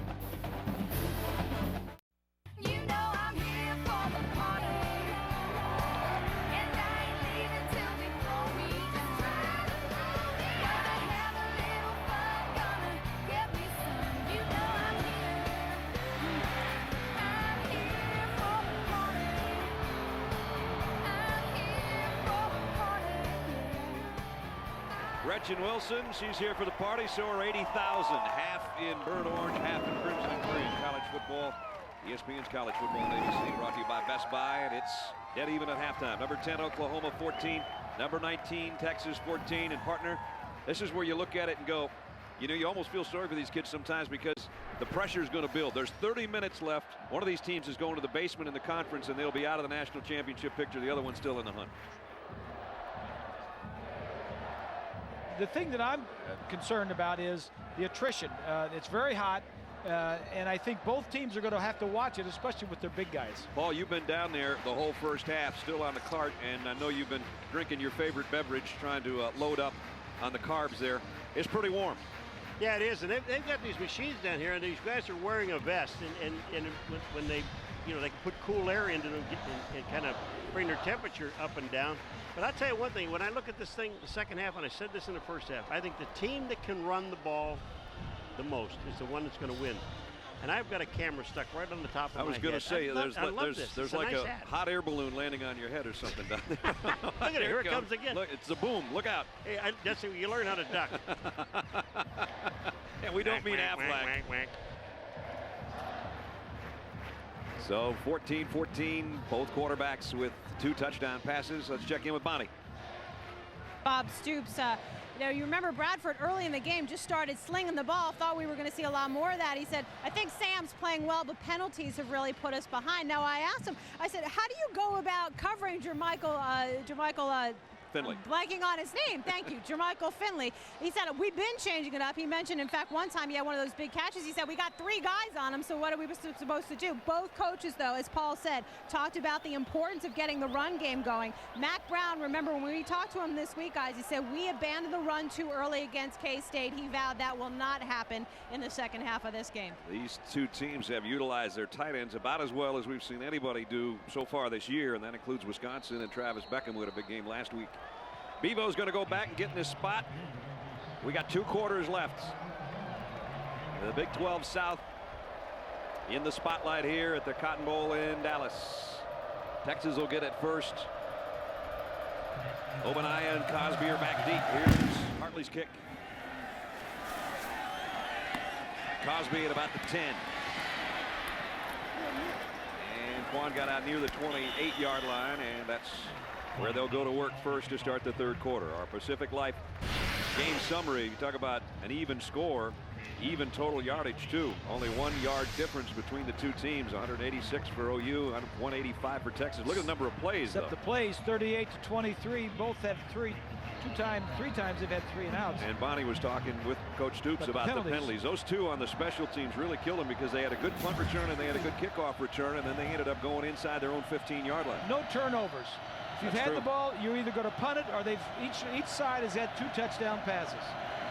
Colt McCoy in the shotgun from the 28. Play action down the middle. Got his man again, and who else? Jermichael Finley. Pick up a 15 more. They're trying to cover that tight end with a linebacker, and it hasn't worked so far. No, it hasn't. Jermichael, a sophomore, 6'5", 240.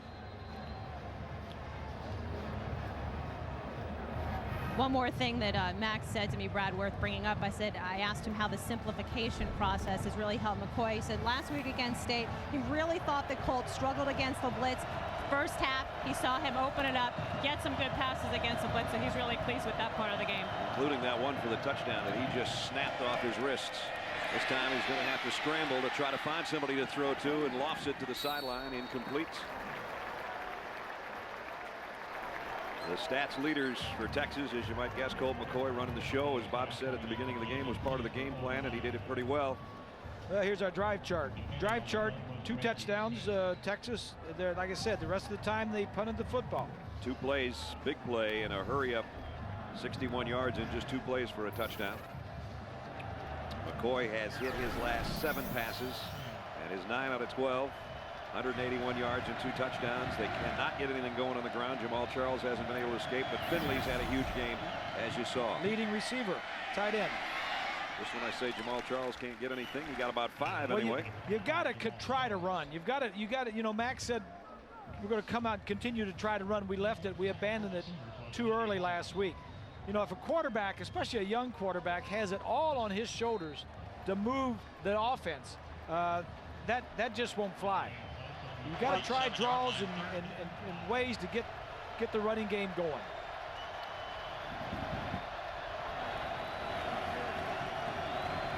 Obaniah with McCoy in the shotgun on 3rd down. Down the middle, nice catch, stretched out. Nate Jones, first down Texas. Nate Jones has been quiet, but on 3rd and 4, Colt McCoy sets in there and throws it 7 yards for a first down. And Mack Brown talks about how his quarterback has matured this year. He's handling adversity so much better right now. We're inexperienced in some spots, so we haven't protected him as well.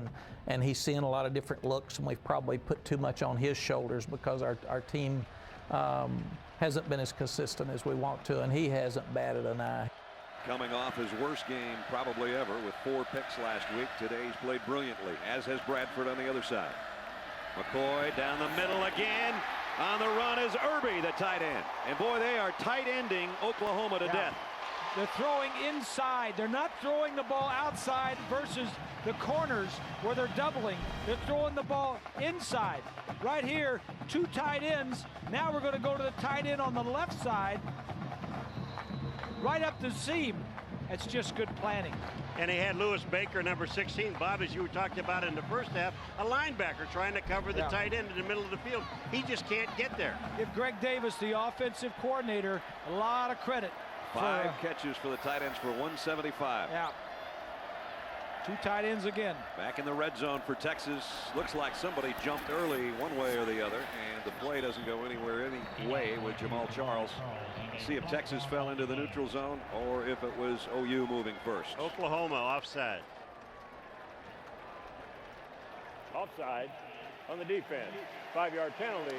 Repeat first down. So there's a free 5 and 1st and 5 now inside the 15-yard line.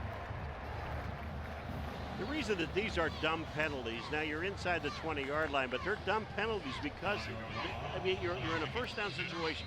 They're going in to score, and you're trying to anticipate instead of just watching the guy in front of you. So look at Greg Davis in the Texas booth over about 3 booths to our right. 1st and 5.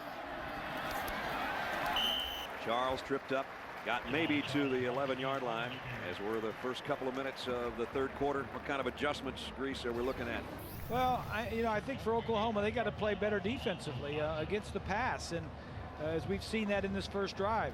Texas has got to keep players fresh. Their offensive line is going to get tired, and the guys behind them are all redshirt freshmen or true freshmen. And right now we have bright sunshine, which has added to the temperature and the humidity. Charles met in the hole as he got, it appears, a first down. Ryan Reynolds made the stop. That's one of the things that are happening here when you say, I've said before, the team that can run the ball is the team that's going to win.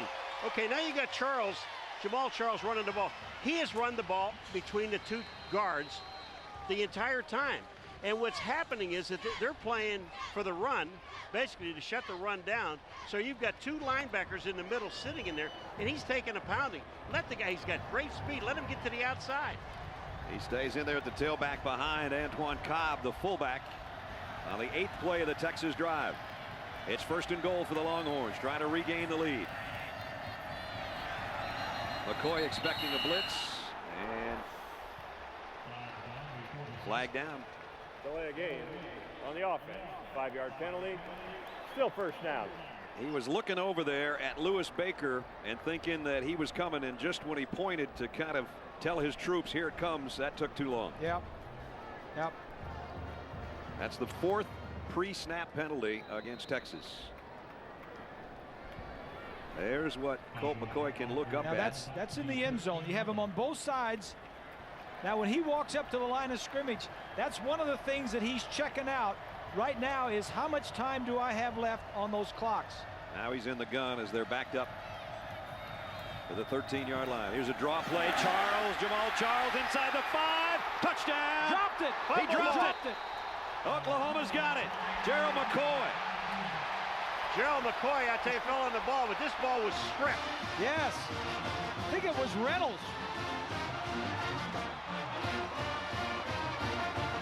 What a huge play by the Oklahoma defense. I'm going to tell you one thing. When you take a look at this, one of the biggest holes that they've had all day long. And just take a look at the outside. This ball is knocked out by Reed. No, excuse me, by Lofton. Great play by Lofton. Good call. Bob, that's just not protecting the ball. And how many times have you said that? The most important thing you have to do is protect that ball. At the 4-yard line. Oklahoma takes over. Now they try to establish a ground game, and that's going nowhere. Alan Patrick wrapped up by Loki. We played the entire first half without a fumble or an interception. And on the first drive of the second half, when a back is going for a touchdown, a rushing touchdown, a linebacker comes in and makes a great play. That's just great. Charles never saw him. Came up from behind. And Charles, as he went down, had he still had the football, it was going to be in the end zone, and that's what I thought, because I didn't see the ball come out. That's Alan Patrick, who's the running back for Oklahoma, is down. And he hasn't moved since that last carry where he was wrapped up for a loss of a couple. Hopefully he's going to be all right. We'll check on him as we take a timeout with 10:29 remaining in the 3rd quarter. This presentation of ESPN's College Football on ABC brought to you by HD DLP. As you look in on the State Fair of Texas in Dallas and the Cotton Bowl, where Oklahoma's in its own end zone with Sam Bradford looking to throw. And he completes it out. First down throw out to Iglesias. Boy, when they need a first down, he's looking for number 9. Well, I can't tell you how much confidence that shows in this young freshman quarterback. This is his 6th game he's playing for the Sooners, and to throw out of your own end zone against Texas, a little rollout, which helps him. You get to see more things. Just find a receiver and get him the ball. You saw Patrick on the sideline after being on the ground. It appeared it was a cramp situation, and now Patrick's gone off too. And again, the heat is taking its toll already, and we got a long ways to go. Murray. And Murray got it out to the 24, maybe the 25-yard line. This is the second time, Brad, I've actually seen Malcolm Kelly leave the field. He's got a major hamstring cramp. I'm starting to see a lot of the players on the sideline gulping down the Gatorade. You know, the coaches have preached all week the importance of drinking the water and staying hydrated. This is really the first time the sun has been out in force today, and let me tell you, it's not a peach down here. Oh boy, you got that right, Bonnie. At least you're not wearing a tie and a long sleeve shirt. Thanks. 2nd down and 3. Murray, first down on the extra effort. But Ness, you know, the thing about both of these teams, they're used to being in this type of weather. That's true. Don't forget, coming up tonight, big one in the Big Ten, as Ohio State and Purdue match undefeated records. Some of you will see Notre Dame and UCLA. Saturday Night Football presented by Southwest Airlines. Ohio State, Purdue, Notre Dame, UCLA, 8 Eastern on ABC and HTC HD. And the sun is out brightly now. And you can see those fans and those mist machines are working overtime. Chris Brown comes back in to the OU backfield, flanking Bradford, who wants to throw the quick slant and does, completes it to Johnson. And Johnson's got another first down for Oklahoma. The Sooners are digging their way out of the hole after recovering the fumble little by little, and they worked it out to the 40-yard line. Brad, let me tell you something. Bradford is getting protection now. And Bob, you're so right. I mean, these guys on defense are really wearing down. They just can't keep up the pressure because they're fighting the big offensive linemen of Oklahoma. And all Bradford's doing is just sitting back there, and he's picking out the receivers. I mean, they're changing the wide receivers up. At the 40 now, the tight end, Eldridge in motion. Brown going wide. Got about 3. Just going to say, Brad, that Gresham, the backup tight end for Oklahoma, has the 2 touchdown receptions. But it's the defensive linemen, the guys that have to create and make the effort, that it's going to wear down first. You know, the Oklahoma staff was so impressed with the 2 tackles, Frank Okam and Derek Lokey, 2 of the captains, and they've been around and played a lot of football. But that offensive line, Duke Robinson and Cooper and Walker and Braxton and Lode Holt and Williams, all those guys are doing a heck of a job, as Paul said, keeping Bradford untouched. Harder to do on the ground game, though. That has been tough for both teams. Let's check in with Matt in New York. Matt, what do you got? All right, Brad, big day for Illinois, which makes our nominee for the AT&T ESPN All-America Player of the Week, Richard Mendenhall, the Illini running back, voted a captain this week, and the captain came through big time with 193 yards of total offense and 3 touchdowns. Illinois ends Wisconsin's 14-game win streak. To cast your vote, just text the word VOTE to 87654 on your AT&T wireless telephone. You can win a shot at a trip to the national title game. All right, Matt, here it's 3rd down and 8. Oklahoma trying to keep a drive alive that started way back at their own 5-yard line. Bradford out to Murray. Murray got a block. Whoa, there came the football all the way out to the Texas bench. That thing looked like a bar of soap in a bathtub.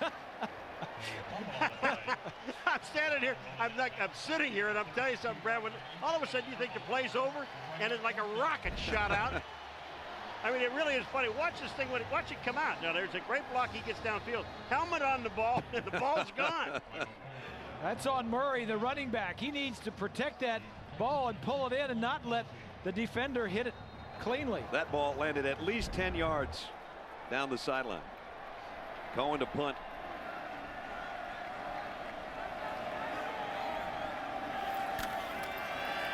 Texas with a return on. Cosby will camp under it at the 20. Quan Cosby. You got a flag. Down at the 22 as he goes down at the 32. And now another flag flies in way at the end of the play. It's almost like everybody had to throw their hanky. We might have two different penalties. That one was so late.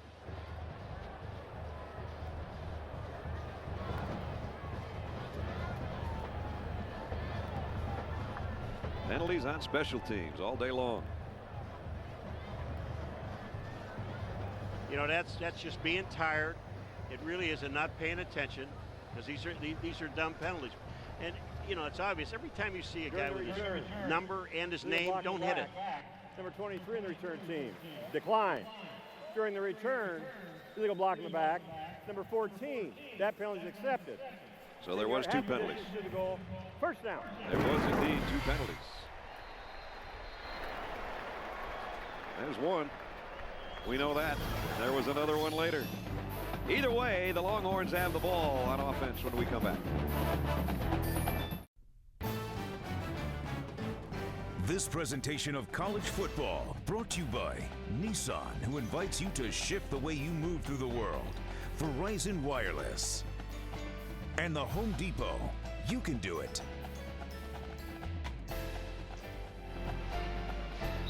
University of Texas and the University of Oklahoma Naval ROTC units have run over 175 miles from their respective hometowns, and they get together in Dallas to face off in a friendly flag football game every year. This year commemorates the University of Texas Naval ROTC unit's 25th run to Dallas event. They had a blast doing that again.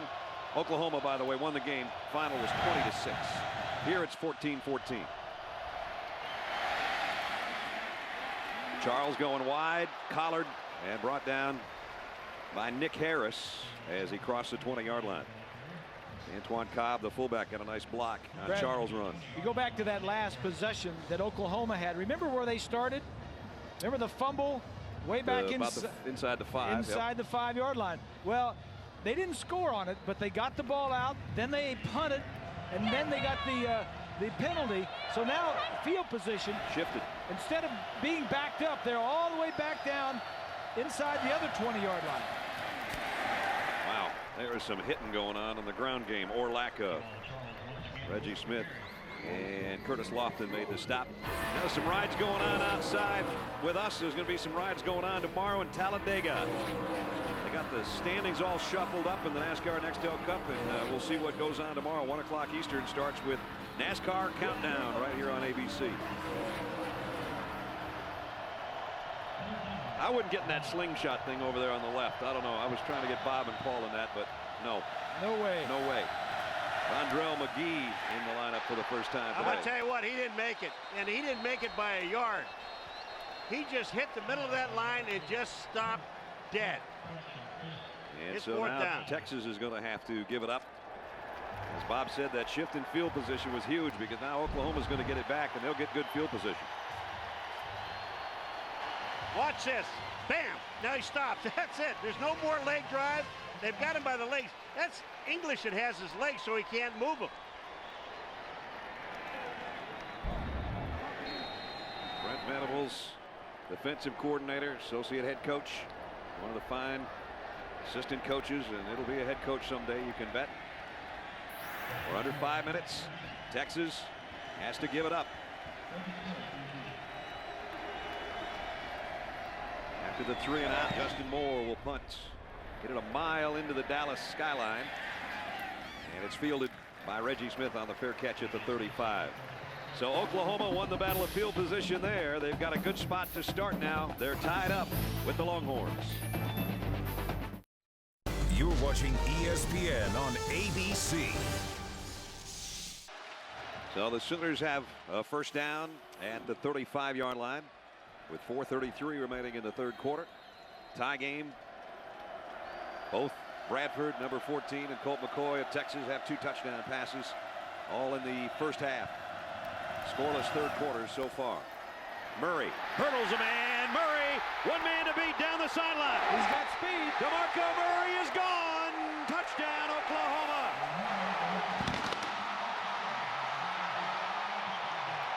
The first team that runs the ball very well will win the football game. That's an echo.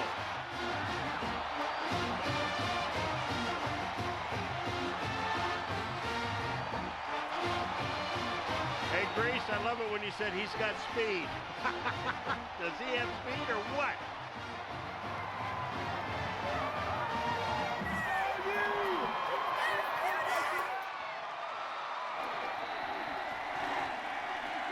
65 yards for the Oklahoma touchdown. And their fans have been awakened. Longest play allowed by Texas from scrimmage this year. And the extra point by Hartley is good.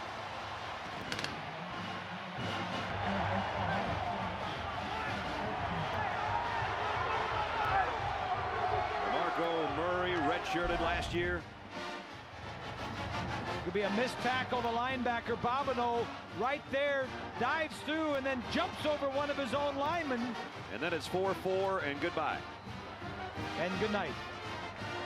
The fastest player on Oklahoma's team just took it the distance.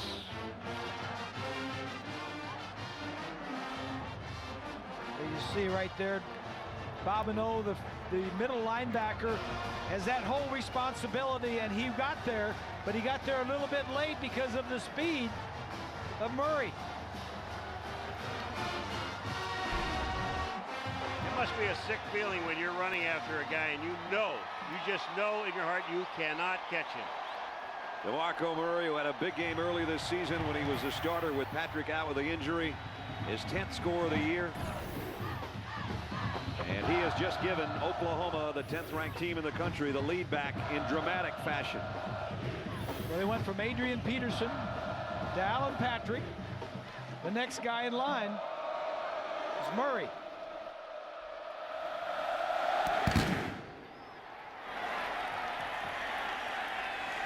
Cosby from the 3. Broken tackle, Quan Cosby, and across the 30 to the 31-yard line. We're going to check in with Bonnie. I guess we got a weather system moving in, Bonnie. Yeah, I was going to say the Sooner crowd exploded, but there's going to be some noise coming in here in the not too distant future. Doug Wilson, the Texas assistant AD, was just out on the field a few minutes ago talking to the officials about the impending weather. We've got a storm cell. I don't know, James, if you can zoom in on this little map. There's a storm cell about 25 miles south of where the Cotton Bowl is. It's moving pretty rapidly. What officials are worried about is that there's lightning in this storm cell, and if the lightning continues to increase, then they're going to have to take the players off the field. So I see these clouds coming in pretty quickly from the south, Brad, and we're going to keep tabs on this, obviously. Yeah, we went from bright sunshine to overcast to big-time clouds. The clouds hanging over Texas right now. They trail by a touchdown. McCoy stands in. Colt zips it down the middle of the field and is complete. First down across the 45 to Nate Jones. I'm going to tell you what, here's another example of great protection by the offensive line. McCoy had all day, and the only guy that he was looking at was Jones. He waited and waited. Watch him wait. And look at the blocking in front of him. Here's play action pass. Now watch, he's waiting. He's looking for one man and one man only. And when he finally breaks across the middle, there is the ball. That's perfect. Look at the yardage. Equal in the first half, completely equal in the second half. Wow. The play by Murray, the difference so far. Shipley on a wide out screen picked up about 3 near midfield out to the 49-yard line. These two teams came in 4-1, both of them. And did you know, in BCS history, a team with 1 loss has played in 6 of the 9 BCS title games. So there is very much hope around whichever program survives this, be it Mac Brown's team or Bob Stoops on the other side. And of course, trying to stay in the thick of things, first of all in the Big 12 South, then the Big 12 overall picture, and then the national scene. That's what it's all about here in the next 20 minutes. Draw play, Charles. All got near the 45-yard line, about a yard shy of the first down.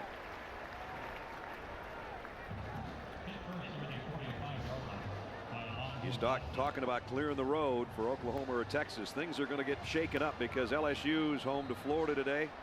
USF and Rutgers. Talk about Boston College playing so well against Virginia Tech. Ohio State and Wisconsin on November 3rd, although Wisconsin won't be that highly ranked. And USC and Cal on November 10th. So a lot of stuff's going to happen. And there's going to be a lot of shaking going on, as Jerry Lee Lewis would say, in the standings, the rankings, and the conference standings before we're all done. Just because you've lost a game, don't lose faith in your team, because you know, who do you think are the best 1-loss teams that have a chance to get to the BCS championship game? Well, the defending national champs, you got to put them in there, I guess, depending on what goes on in Baton Rouge tonight. Florida. Yep. How about Oklahoma? I think Oklahoma Texas? fans would agree. So would the Longhorn fans. Yeah. Whatever team wins this one. Well, Oklahoma looked indestructible in the first 4 weeks of the season, and then came the shocker last week when they had a big lead. They were probably one play away from putting Colorado away, a near miss on a touchdown pass, and then the final kick that ended their hopes of being undefeated coming into this one. McCoy in trouble after just picking up the first down, and this time he gets back near the line of scrimmage before Alonzo Dotson brought him down. First down, they were going for the home run, and they just didn't have time to wait for it to develop. Well, they were trying to get the ball to Sweet right down here on the bottom, Bob, number 4, and McCoy's waiting for him, but he never does get open. He goes actually across the middle into the other side, and there was no chance. And then Dotson, number 91, makes the tackle.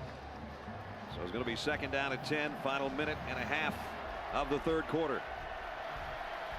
The fans are even hot. You can tell they have these places where they take a big deep breath and then they go, let's go after it again.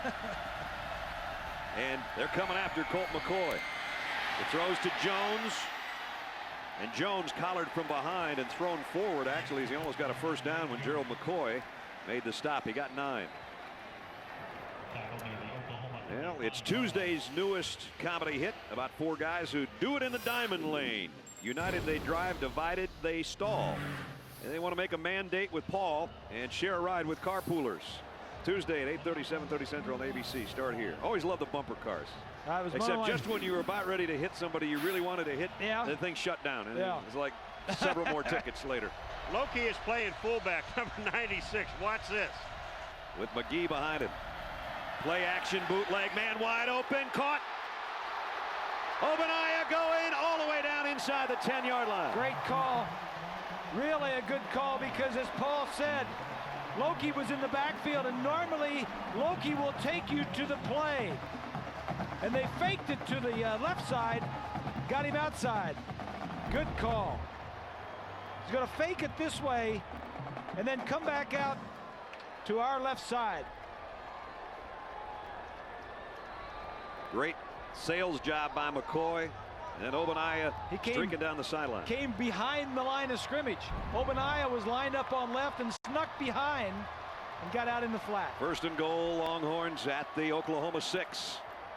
McCoy, inside handoff, Jamal Charles, down to the 1. They've used that little trap play, misdirection a couple times, and it's worked pretty effectively because the hole opened up for him, and he got it down to the 1-yard line. I tell you, let's see the guy come to a screeching halt. Charles, he gets hit by Lofton and Harris. Now, Nick Harris is a safety, but he's 6'3", 232 pounds, and he will lay you out. You know what? Texas would love to try to score a touchdown on that end because it's all burnt orange. They're going the other way, and they're going to meet some unhappy Crimson and Cream fans because the quarter comes to a close. We've played 3. They've done it 102 times. We got a quarter left. Who's going to win it? The Red River rivalry resumes in Dallas after this quick timeout.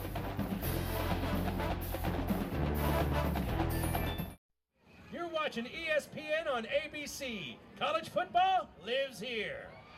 Half man. It used to hurt a lot. Now it just itches. Oh, yeah, that feels good. Oh, thank you very much. Half man, half amazing, huh? Texas trying to be illusion man here to the Oklahoma defense at the 1-yard line. McGee touchdown, untouched. Vondrell McGee from a yard out.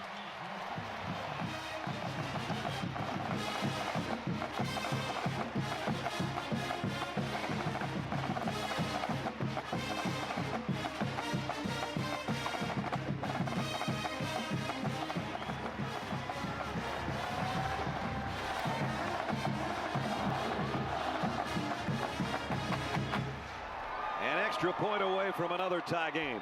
70-yard drive in 9 plays. Texas has the answer to what DeMarco Murray did and used about 4.5 minutes to get there.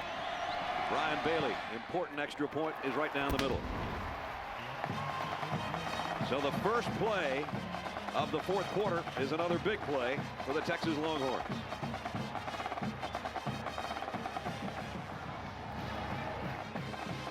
Nice blocking off the left side, and Vondrell McGee coming right at you. You're going to see it open up, and he sneaks through. Harris just took a dive in front of Loki, the big defensive lineman that was in there blocking the fullback. So happy times for the Longhorn band and their faithful. And I thought maybe the Sooner fans would give the Longhorn offense a little bit of trouble down in that end, but they had the quick snap coming out of the timeout and the quarter break, and it didn't bother them at all. So we've gone 3 quarters in one play. And Grease, we got a good one going on here. I love it. The offenses are playing well. The 2 young quarterbacks are doing their thing, not throwing the ball to the other side. I'm impressed. I really am. There's been some big plays by both teams in the first half, and then here in the third quarter, Murray, a 65-yard touchdown run, and then Colt McCoy looking so sharp. He hit his last 6 passes. He's 15 out of 18, and he got him down close, and McGee did the rest. 21-21. Kick. Oh, better hurry up and make a decision. And oh, that was not a good decision. Murray was hoping and praying it would get to the end zone or out of bounds. It got to neither. It looked like it might get out of bounds, and then he just couldn't wait any longer. Well, Paul, that's another mistake on not so special teams for Oklahoma. Yeah, you know what? Didn't the X Factor, Bob, come up with this thing about the special teams and where you make a mistake? And in special teams, as we know, and you play a 12-game schedule, they're going to win or lose 3 times. I'm impressed with everything else they've done so far today except special teams. Why they're making such big mistakes on this? I mean, they work on this every day of the week. Paul looks like he's on a tilt-a-whirl down there. He was on a ride. First down, Oklahoma. Here comes a blitz. Oh, what a collision in the hole. Murray, Frank Ocam said hello. Frank Ocam, he's not your normal defensive tackle. 6'5", 320. 4.0. He speaks French, likes to cook, plays chess, and has taken the LSATs. He thinks maybe I want to be a lawyer. That's not a bad combination, huh? No, he and Loki right next to him. I'd listen to him in court at 6'5", 320. In the gun. Bradford rolling to throw. Completes it out to Kelly. Kelly's tattooed out of bounds at about the 13-yard line. Frank Ocam, he's from Dallas. He knows what the fair is about here. The thing that I always enjoyed growing up, obviously I'm a big guy, is the food. And they have a variety of foods, whether it's now coming out with stuff like fried Oreos and fried Snickers, but I usually stick to the traditional corny dogs, turkey legs, funnel cakes with strawberries on top. Can't get much better than that, in my opinion. That's just the conventional stuff. Yeah. The funnel cakes and the corny dogs and all that new wave stuff with the Oreos and the Snickers he's not sure about. That's what this game means to him. That's right. Third down, a big one for Oklahoma. 3rd and 2. And here come the Longhorns on the blitz. Bradford lets go. Got it. Complete. Out to Iglesias. First down, Oklahoma. Can I just say one thing about just the corny dog deal? We got the champion producer of all of television leading corny dog eating. He is, we think, the champion. We had a count and we had an over-under bet with most of us as to Bob Goodrich's intake of corny dogs and all the other fried stuff that went along with it. He had 2 today, we understand, and that was at lunchtime. There's your corny dog. You got to doctor him up with a mustard like that. Yeah, that's a and we'll give you the corny dog count here in just a minute for Bob. Here's a toss to Brown. Brown maybe got to the 20-yard line, and that's about it. So what we understand is that there may have been a single-day record for our producer, but maybe not an overall weekend record, because apparently the county is up to 14. 14. Oh, they're updating it. That's why they had it. Oh, there it is. 2 at halftime. That's what they had to build it. And there's Bob, the SMU great. And the single-day record, we think Friday with 7 was something special, including one at our production meeting. That's amazing. 2 at halftime. I couldn't eat 7 of those things in a year. No, I couldn't either. But I could have one a year. Oh, yeah. And it's here where we have it. Nice throw. Bradford out to Iglesias again. And now it's Iglesias and Bradford playing pitch and catch, trying to get Oklahoma a little bit of room to work. Remember, they started this thing at their own 6-yard line. Well, they're just throwing those 5- and 10-yard outs over there. And remember early in the game when Oklahoma threw all those long takeoffs over there on Palmer? Yep. Well, he's got that in the back of his mind. So he's playing a little loose over there, and they're just hitting everything in front of him. And if he bites over there, it might be an out and up, and it might be over. Yeah. Well, you got both tight ends are in now, Finley and Gresham. 3 of them actually, with Eldridge joining the crew. And that's Finley in motion. Brown to the 30. That's a gain of about 2. We're closing in on 13 minutes. Tie game, 10th ranked Oklahoma, number 19 Texas. No team that started 0-2 in conference play has ever won the Big 12 South, much less the Big 12 title or stayed in the national championship picture. So this next 13 minutes is of the utmost importance.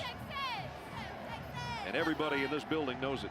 Well, the bottom line is the team that loses is out of everything, and the team that wins is back into everything, even a national championship. Play action. Bradford got a deep out. It's got a man wide open at the 40. It's Iglesias again, and he's to midfield. Boy, there was nobody home over there, and Bradford has hit his last 9 passes, Bob and Paul and Bonnie. Well, you know, they had both guys, Malcolm Kelly and Iglesias, on the same side. But Iglesias was sitting in the slot.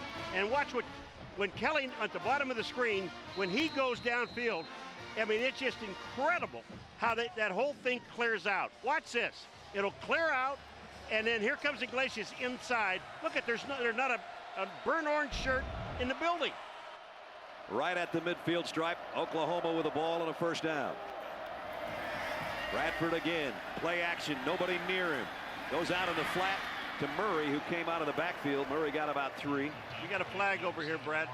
Right in front of Paul at the 50. I'm going to catch one of these when they throw it up in the air. It's kind of neat.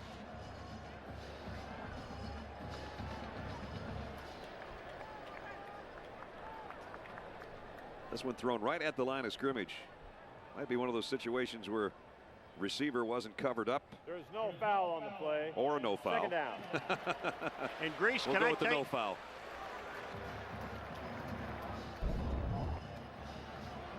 Watch the receiver at the top. See what happens. He's not even looking at the play. Yeah, he's looking at the sideline saying, what is the play? He almost called a timeout over there. He was trying to call timeout, Malcolm Kelly. You know, Grease, they're doing exactly what you said that Texas is anyway. What you said that they're interchanging their defensive line and linebackers all the time. 9th play coming up on this Oklahoma drive. Bradford across the middle. Let's see where they're going to spot DeMarco Murray. He kind of cartwheeled as he was tackled. Looks like he's about a foot short of the first down. And let me tell you what, this should be a first down because Murray was not down. He rolled over another man before his knees hit the ground. He was on the other side of the 40 and should have been on the 39-yard line. They have spotted it shaded outside the 40. First down. They started at their own 6. They've worked to the Longhorn 40. Murray again, who had a 65-yarder earlier.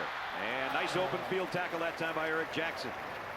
Let's check in with Bonnie. Watching Bradford throughout the day, Brad, it's so evident how as a freshman he has earned this team's trust. The way he commands the huddle, the way he interacts with his receivers on the sideline in between series. And when I was talking to Malcolm Kelly during the week, I said, what did you see in him? And he talked about the calm pocket presence. He said, so many young quarterbacks come in and they're all rattled and bug-eyed in the huddle, and then when you're in 3rd and long, they don't know what to do. He said he threw me a couple out routes in the fall, and I said, this guy, we don't need to worry about him at all. He's had some sensational games. This is another one. He had one stretch where he went 22 straight completions without an interception. This time he throws it out, and his receiver just dropped the ball. Quentin Chaney was thinking about where he was heading and didn't take the football with him. That stops a string of 10 straight completions by Bradford. Monday Night Football on ESPN. As the undefeated Dallas Cowboys trying to keep on rolling in Buffalo against the Bills. Cowboys 4-0, first time since '95. Monday Night Football on ESPN, 8:30 Eastern. Coverage starts at 7 Eastern with Monday Night Countdown delivered by UPS. When I come to Dallas, I think of Roger Staubach. Yep. Maybe Troy Aikman, you know, All-Pro. Sure. Made the Hall of Fame, UCLA All-American. Where did Troy Aikman play his first year of football? Oklahoma. Look out, Sam Bradford. Let it go. He's got a man. Kelly has got it. Touchdown, Sooners.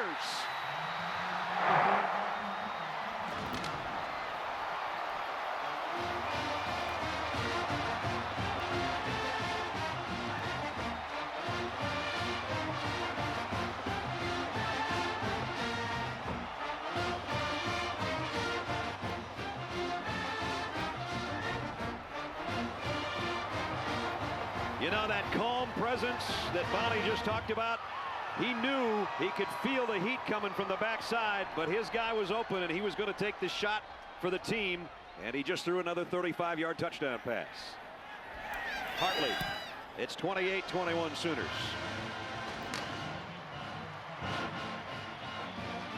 What a drive. 94 yards in 4 minutes and 15 seconds, Grease. This is a capper. Kelly just slides by the two guys. Jackson, number 21, doesn't get, but look at this. Beasley, a second later, and he would have had him. Sometimes those quarterbacks can just sense that.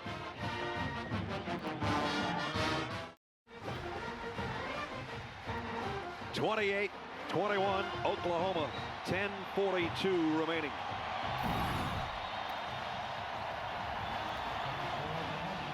Mack Brown's Longhorns have to answer the call now after Sam Bradford just lit up his third touchdown on a brilliant passing day for the Sooner quarterback. And Colt McCoy for Texas has been equally as brilliant, but they're going to need more of his brilliance now in this next drive.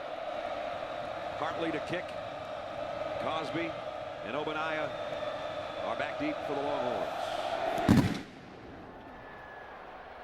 Quan Cosby will take this at the 10-yard line. A hurdle by Cosby at the 35, the 40. Nice return. Bumped out of bounds at the 41. That's where Texas will start after we check in with Matt in New York. All right, Brad, this SportsCenter Minute powered by Vizio. Wisconsin's nation's best 14-game win streak is over. They lost at Illinois. Rashard Mendenhall with 3 touchdowns for the Illini. And Todd Reesing's third touchdown pass of the day in the fourth quarter clinched it for the Jayhawks of Kansas against Kansas State. KU is 5-0. By the way, for those of you waiting for NC State, Florida State to pick up, they're in a lightning delay. We are told they'll start playing again about 6:40 or so. All right, so weather problems in more than one city. We're trying to avoid it here in the next 10 minutes in Dallas. McCoy in the gun from the 41. Play action. Colt goes down the middle. Great catch inside the 45 by Quan Cosby.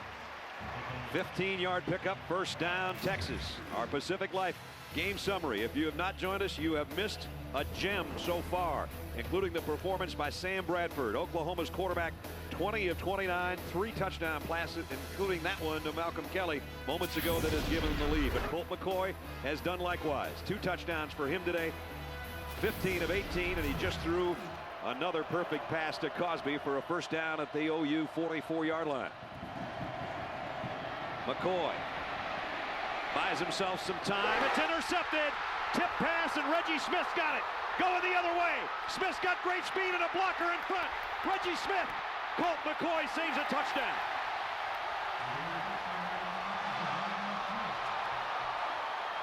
We have a flag on a play, but that, I don't know who that's. But it was a great block downfield.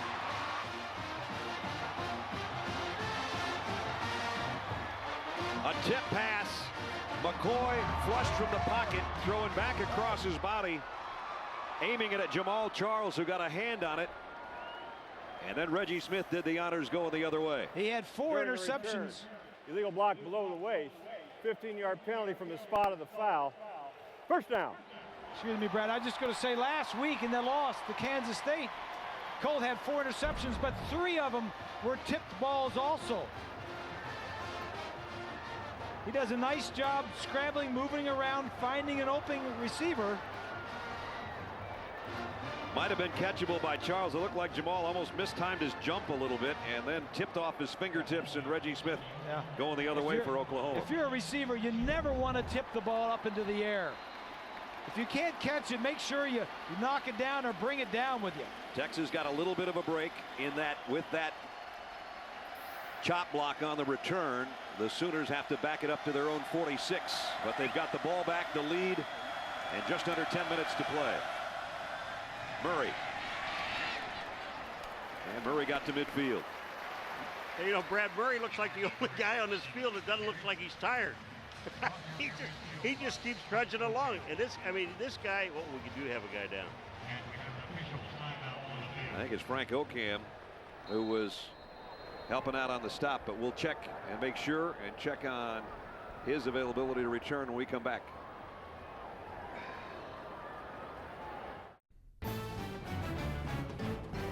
This presentation of college football brought to you by Best Buy. For a complete home theater experience, get HD done right at Best Buy.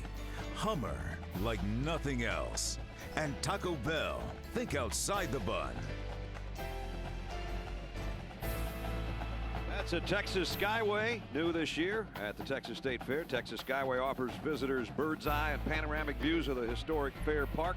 At full occupancy, the Texas Skyway has a capacity of more than 5,000 riders an hour. That's a great view of what's going on below. We don't like the view that we have below because the emergency cart has come out for Aaron Lewis. It was not Frank Okam. Aaron Lewis, who was injured on the previous play before the timeout, and they have already had an inflatable cast put on his left arm or elbow. So it's one of those where you automatically know, the trainers anyway knew that either a break or a dislocation of some part of his left arms occurred, and they were immediately out there. We wish Aaron a speedy recovery and return. You see him holding on to his left arm or elbow. The junior defensive end out of Albuquerque, 6'4", 265, has played a big-time game today. He was involved in that last tackle and maybe just got his arm out there trying to make an arm tackle, could be, or just maybe got tangled up in the pile. We don't know, but that's what you like to see, is when the Sooner fans are cheering for the Texas players, when it isn't always like that for everything, but they know these kids give their all in this rivalry, and they're appreciative of everybody hopefully staying healthy, but it doesn't look like that's going to be the case with Aaron. You know, Brad, I'm surprised that we don't see that type of injury more often, because all these guys are always sticking their arm out to try and trip up or tackle. Make an arm tackle against a bigger guy than your arm can bring down. Second down, meanwhile, at the 50-yard line. 2nd and 6 Sooners. They've got the lead in the ball. And DeMarco Murray. Murray flags down. He might be gone. Down the sideline, tiptoes all the way to about the 11 or 12, but again, a penalty marker right at midfield. You would assume it's going to be a holding call that will bring things back, but we'll wait and see. It's coming back. See the look on Bob Stoops' face. Holding on the offense, number 72. 10-yard penalty. Repeat, 2nd down. While we've got the timeout, or not the timeout, but the penalty, we're going to go to Matt Weiner, New York. Matt. All right, Brad, let's take the time to give you our nominee for the Pontiac game-changing performance. Tennessee having all sorts of fun at Georgia's expense in Knoxville. Look at the reverse receiver option. Lucas Taylor to LaMarcus Coker. Phil Fulmer digging deep. Way on top of Georgia right now. Watch this season's best Pontiac game-changing performances at ESPN.com. The way he's going, you might see Murray on there. I'd see Sam Bradford on there, too. 3 touchdown passes today. In this one with 9:26 remaining. Bradford in the gun at the 40-yard line. Firing incomplete. This time his receiver went one way. The pass went the other. Time permitting, a reminder after the game, John, Craig, and Doug will be in New York and bring you the Dell post-game report with all the scores and highlights of the day. Was thinking about looking over at Bob Stoops on the sideline, the Youngstown, Ohio native. And a big part of his week, despite the fact that his team lost to Colorado, he couldn't have been more excited for Kelly Pavlik, who last Saturday night won the undisputed middleweight championship of the world and a knockout of Jermaine Taylor. Those Youngstown's guys stick together, don't they, Grease? You got it. McGuire knows that. Yeah. That's my homeboys. 3rd down and 16. Pressure coming. Bradford down the middle. In and out of the hands, and then almost intercepted. Manuel Johnson was the intended receiver. Marcus Griffin almost got that pop ball in the air. So Texas is going to get it back. That's what they had to do. Remember, the penalty on the interception return by Reggie Smith was big because it put Oklahoma back in their own territory. And now just that close for Oklahoma. And they're going to have to give it up instead. So Texas gets their chance. They got a lot of time left, and they have all their timeouts.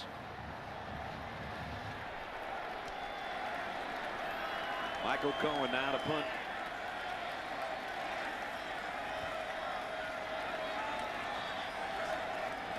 High snap. Cosby's trying to get everybody out of the way, and it almost hit Jared Norton, but he did get out of the way in time, and the ball rolls to a stop at the 20-yard line. Well, it's on number 12's shoulders. It's always that way, isn't it? Colt McCoy's got his chance. His team's down a touchdown. Hang around. We'll see how it goes. You're watching ESPN on ABC. And to think that these two young guys have at least 2 more years to battle each other in this rivalry. Look at those numbers. Now Colt McCoy's got his chance to get his club back even. Charles got about 4.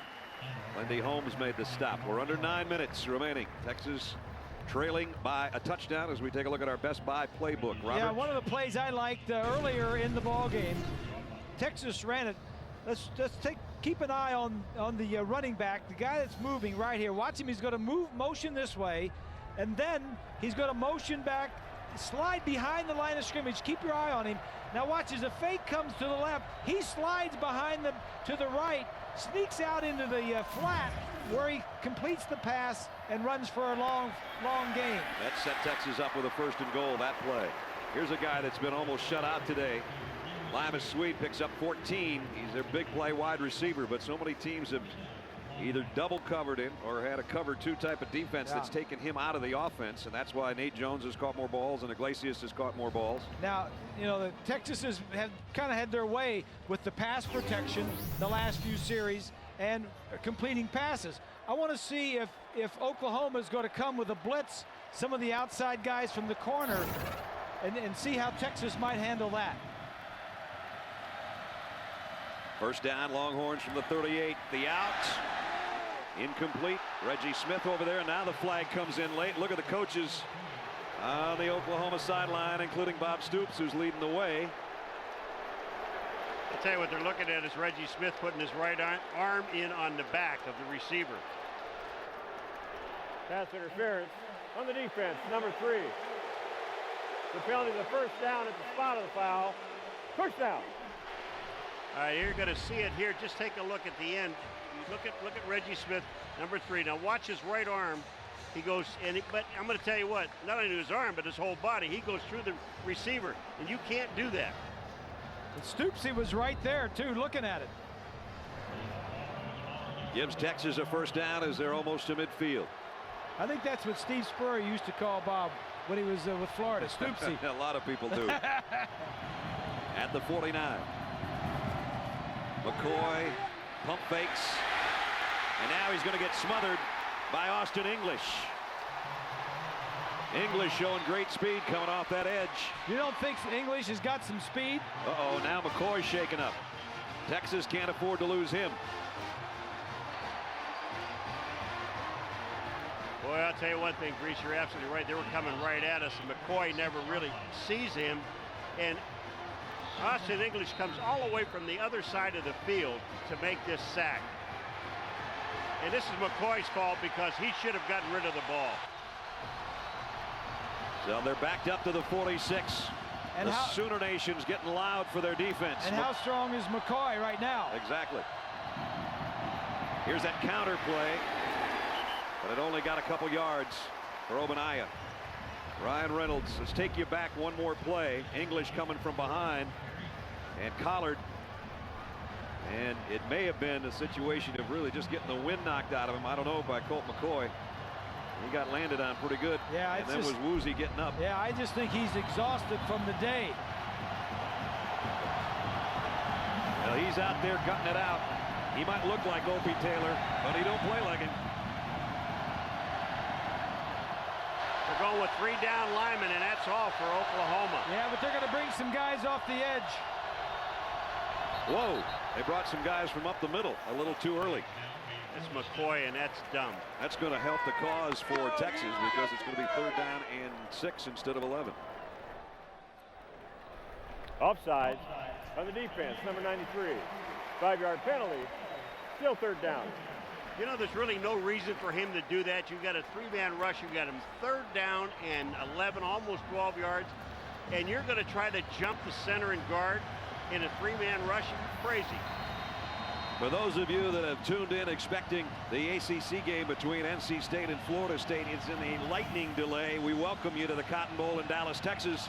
This is number 10 Oklahoma and number 19 Texas, Brad Nessler, Bob Greasy, Paul McGuire, and Bonnie Bernstein. We're down to 3rd down and 6 for Texas with 6.5 minutes to go, and they trail by a touchdown. Watch a guy on the outside. Flags fly. They got movement. Now the ball goes back. Here's the other 5 back. Number 67. Boy, again, a pre-snap 5-yard penalty. Still The 3rd 5th down. one against Mac Brown's team. That's going to drive Mac crazy. You know that. And that was on the center. Dallas Griffin may have double pumped, double clutched the snap a little bit. And so it does, as Paul said, go back to the original line of scrimmage. And 3rd down and 11 again. We've had a lot of penalties in this ball game. It didn't start out that way.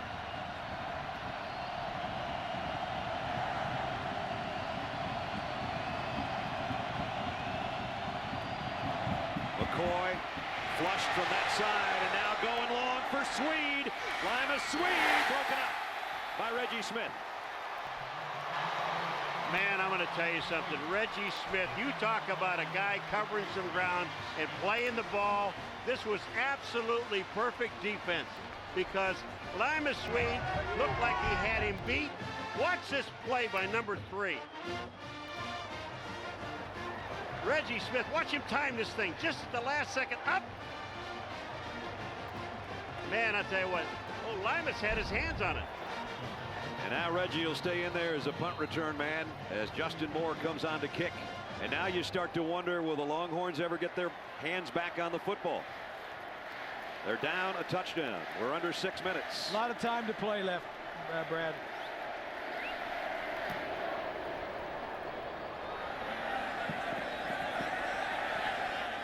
And Texas will down it just inside the 10-yard line.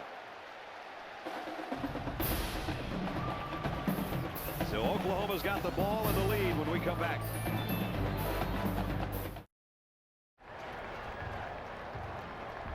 The Sooner fans down in the end zone cheering their team on. With the Sooner schooner right behind Sam Bradford and company, Oklahoma starts inside its own 10-yard line with a touchdown lead. Bradford comes up throwing. Iglesias waited for a block out there from Kelly. Eric Jackson knocked him out of bounds. Stops the clock with 5:39 to go. They're gonna call that a lateral. That was actually a run, not a pass completion. Yeah, it looked like it was a backward pass, and I'm sure Iglesias and the receivers know that. In case they do drop it, they'll get right on it or pick it up and run. So it got 7. 2nd down and 3. Murray's been the tailback of note today for Oklahoma. Here he comes again, but Texas defense equal to the task. Very short gain, if any. Jared Norton made the stop. We're under 5.5 minutes now. We talked about game plans coming in. Get the ball to Kelly and Iglesias, and they have done that for 196 yards and the touchdown that put Oklahoma ahead. Colt McCoy needing to run the show. He's got almost 300 yards passing and 2 touchdowns. The one tip pass, the interception, the only blemish on his day. Bradford's hit 6 different receivers on 3rd down plays today, should he decide to try to put this one up on 3rd and 2. He's in the shotgun. He's got another completion, and it's Kelly again. There's your game plan. Out to the 26, 1st down, a pickup of 9. Let's check in with Bonnie. This is a huge game for Malcolm Kelly. Only got shut out for the 2nd time last week in 26 games. And remember that Kelly is a Texas native. He wanted to come to Oklahoma to keep that winning tradition of winning this Red River rivalry, and he's not been able to do it in 2 tries. He told me, I want to win this game because I want to show Texas why I came to OU, and if they win, he'll be a big part of it. He's got his 9th 100-yard-plus game, had 6 of those last year, which was a sophomore OU record. Now it's Murray straight up the middle again, and now the clock continues to be the enemy of the Longhorns. Don't forget, a lot more college football coming up tonight. A couple of unbeatens in Ohio State and Purdue getting together in the Big Ten. Some of you'll see Notre Dame trying to win their first against UCLA. It's tonight at 8 Eastern, 5 Pacific on ABC and ABC HD. And the other games big in the ACC down at Death Valley, Virginia Tech and Clemson. A lot of good ones yet to be played. How about that Missouri? One of the real surprises. Murray trying to go outside, slides to a first down. That's all he needed. He was thinking big play and then wisely said, I better get to the sticks or the coach is going to yank me right off the sideline. And he stayed in bounds to keep the clock rolling. Exactly. You know, Grease, I've been watching this young kid, Sam Bradford, down here on the field. I mean, get the ball out in a hurry, being confident what he does. When you see this guy up close, you just realize how much in command he is of this football team. I mean, these guys, there's no talking in that huddle. There's no chatter. There's nothing. He'll walk up. He is so patient with everything that he does. And watch him just stand up over this, Grease, and look around and know exactly where he's going, what he's doing. 6'4", 214-pound redshirt freshman. Now Murray out across the 40 to the 41. Oklahoma, if they can hang on to this, they're right in the thick of things in the Big 12 South and in the national picture as well. Missouri on the 13th, and at Iowa State, A&M, Baylor, Texas Tech, which is of course Mike Leach and throwing about 85% of the time, and then Oklahoma State in the big battle, bedlam at the end. 4 of their last 6 games are at home. And here in the confines of the Cotton Bowl, they've got a touchdown lead, and the clock is in their favor, and they're milking it for all it's worth. 2nd and 6. Here comes a blitz. Toss to Murray. Got about a yard. The Big 12 South, the loser of this one's going to go to the basement, which is almost unheard of when you talk about these two teams. A&M and Oklahoma State at 1-0.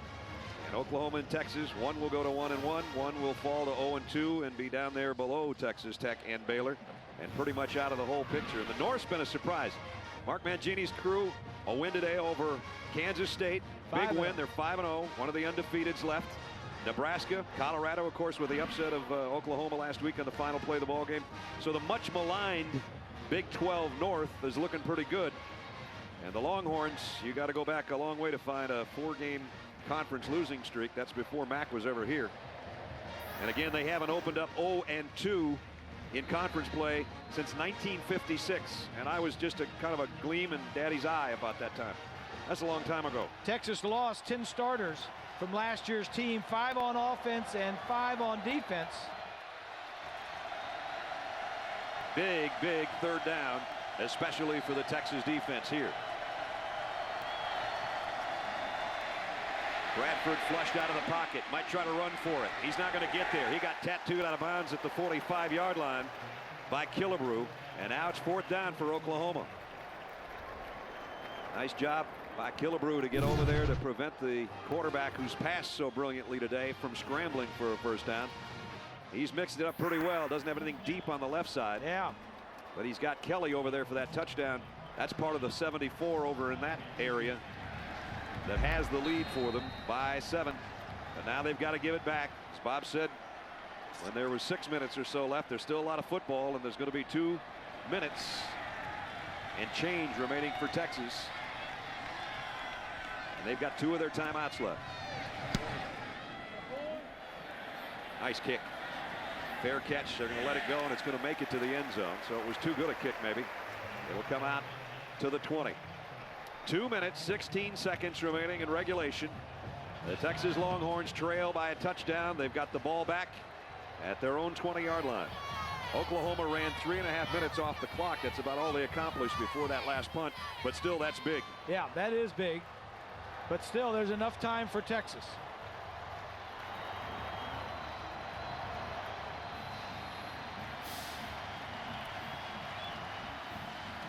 We welcome those of you who have just seen Penn State defeat Iowa in Big Ten play. We're at the Cotton Bowl in Dallas. This is the 102nd time the Longhorns and the Sooners have hooked up, and we got a beauty going. Texas has a chance to try to come down and tie things up. They trail by a score. McCoy, tip pass, incomplete. Curtis Lofton got a hand on it. Well, that's a linebacker getting deep. You talk about this late in the game in this heat. Curtis Lofton was 15 yards down the field when he tipped that ball. Well, that was the pass they were hitting earlier in the ball game, right, when the tight ends were in there and the slot receivers up the inside.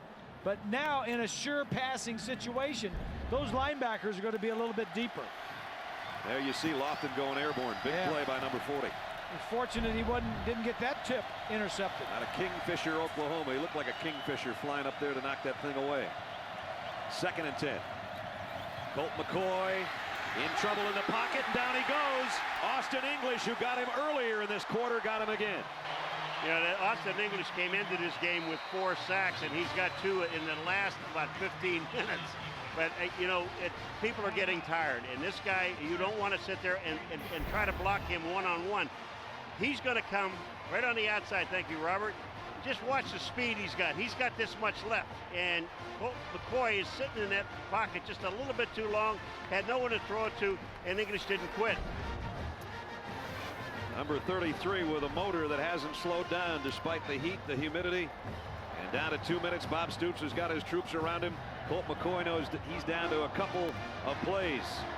2 minutes remaining. It is 3rd down and long. That's the 4th sack for Brent Venables' defense today. Came in with 18. They've added 4 more. Well, right now, Brad, if you're a Texas Longhorn, this is a 4-down situation. Yeah. If you don't pick it all up here, you're going for it on 4th down, because if you don't, you'll never get the ball back. Shipley goes out wide to the top of your screen. Nate Jones in the slot. Cosby wide to Colt McCoy's right. Big play. 3rd and 14. Swing pass. Got it out to Obanaya, but he only got it to the 24, maybe the 25-yard line. So here's 4th down and a long 5. Yeah, Oklahoma is dropping back. 7 guys looking at the quarterback, zone coverage, just waiting for him to throw it and react on wherever it goes. And look at the crowd right now. They know this is the play of the day. They've come from far and near. They've come from Norman. They've come from Austin. They've come from the Texas State Fair outside, 80,000 strong, half and half, burnt orange, half crimson and cream, and it comes down to a Texas 4th and 6. They need to get to the 30-yard line. McCoy, incomplete. Oklahoma takes over. I don't know if this ball was hit or not, but I tell you, McCoy got up, he's so disappointed. Whether he just threw that ball in the dirt, I'm not sure. But it wasn't even close.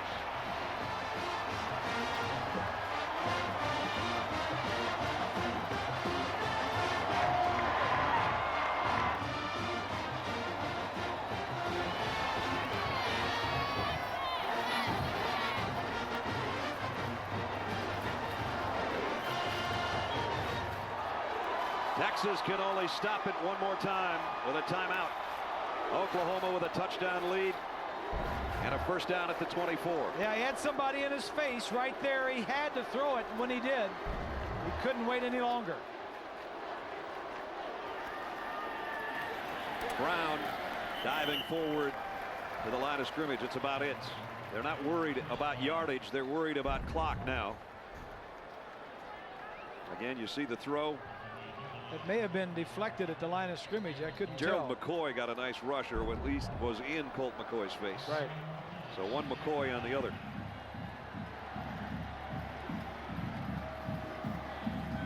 Clock ticking down. It'll be under a minute 20 before Oklahoma even breaks the huddle. Here they come up to the line. Sam Bradford wisely using all the clock he can. He rolls out. He's going to keep it all the way. He wants to stay in bounds, and he slides after a couple-yard pickup. And the clock will work its way under a minute. You know, I was just thinking, with him running the ball, Grease, there's 100,000 guys that have given the ball to on that play. He wasn't going to be one of them. Not your quarterback, but he got down. Well, that takes away the possibility of a bad exchange and a fumble, because it's in his hands the whole way. Exactly. Yeah, I'm just worried about somebody taking a shot. Well, it looks like Oklahoma is going to get their shot to stay right in the thick of everything. And they may move up a little bit from the number 10 spot this week in the next 30 seconds. They do hand it off. Murray trying to cover it up. That is just about going to do things for this game. 23 seconds as Texas has taken its last timeout. Today's Chevrolet players of the game: Sam Bradford, brilliant, 21 of 32, 244 and 3. Jermichael Finley, the main weapon for Colt McCoy today, 4 catches, 149 yards, and a touchdown. In recognition of their effort, Chevrolet will make a $1,000 contribution to each university's general scholarship fund. You know, I talked Dean Blevins, an old friend of ours and former ABC colleague who still is very much in the Oklahoma Sooner scene, talking about when he played quarterback at OU. And Sam Bradford's dad, Kent, was an offensive lineman back in the late 70s. And he said his dad wouldn't say boo. His kid's the exact opposite, and he showed the leadership here this afternoon. He sure did. It was enjoyable to watch him play. I've not seen these two quarterbacks in this ball game, and obviously they stepped in, took the pressure of the game, and just went with it because they both played very well. Boy, it was a good one. Been doing it for a long time, since 1900, and now Hartley is lined up for a 38-yard field goal. What you don't want to do is get a field goal blocked, and he missed it. Texas is getting the ball back. There is a little bit of life left.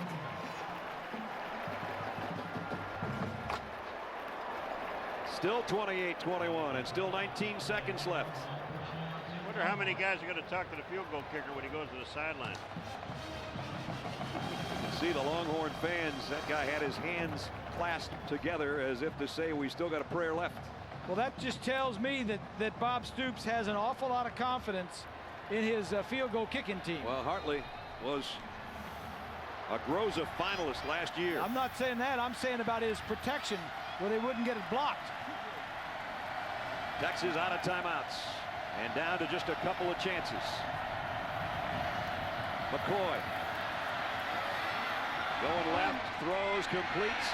Streaking to the sideline to get out of bounds is Quan Cosby.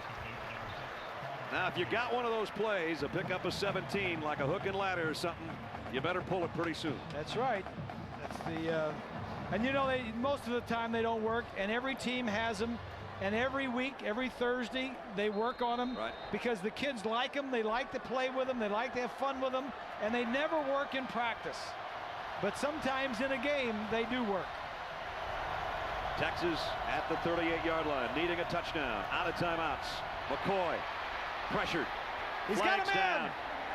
Complete down to the 45, but again, a penalty marker. I think we're going to have a holding call. There is on Chris Charles. Number 71 is holding. On the offense, number 71, 10-yard penalty, repeat first down. It wouldn't have made any difference, but the receiver on the far side, when he scrambled out, I think that was Cosby, on the far side, the two safeties came up out of the middle of the field, and he was behind everybody. I think that's what Mac saw before he saw the holding. Yeah, right here at the top of your screen. Right there. Now there's nobody in the center of the field. See, he's coming up. He was behind everybody.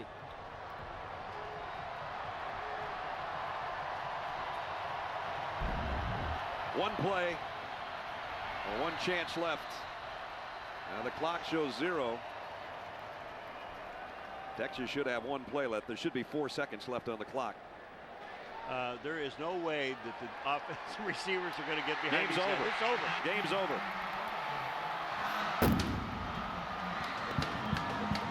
The Sooners win it. After having lost the last 2 to Texas, Bob Stoops' team back in the win column in the Red River rivalry. And now they'll say that they've won 6 of the last 8. It might look like this in the Dallas Morning News tomorrow. OU Sooners, they're still in the hunt in the national championship picture. Let's go down to Bonnie and the star of the show.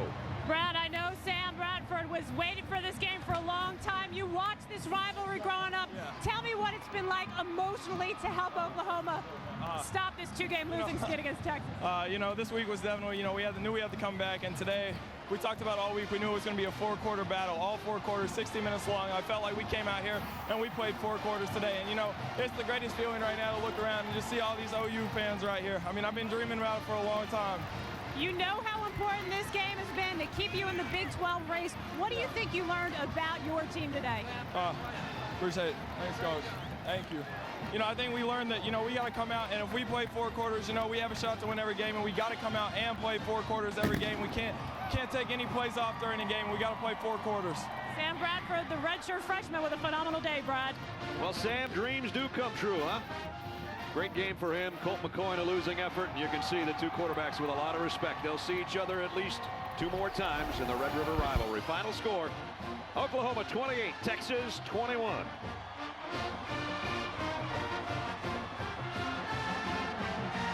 Tonight at 8 p.m. Eastern Time on ABC, Ohio State's defense against Purdue's high-octane offense, or some of you'll see Notre Dame and UCLA. For Bob Greasy, Paul McGuire, Bonnie Bernstein, Brad Nessler from Dallas. Good night. This has been a special presentation of ESPN on ABC.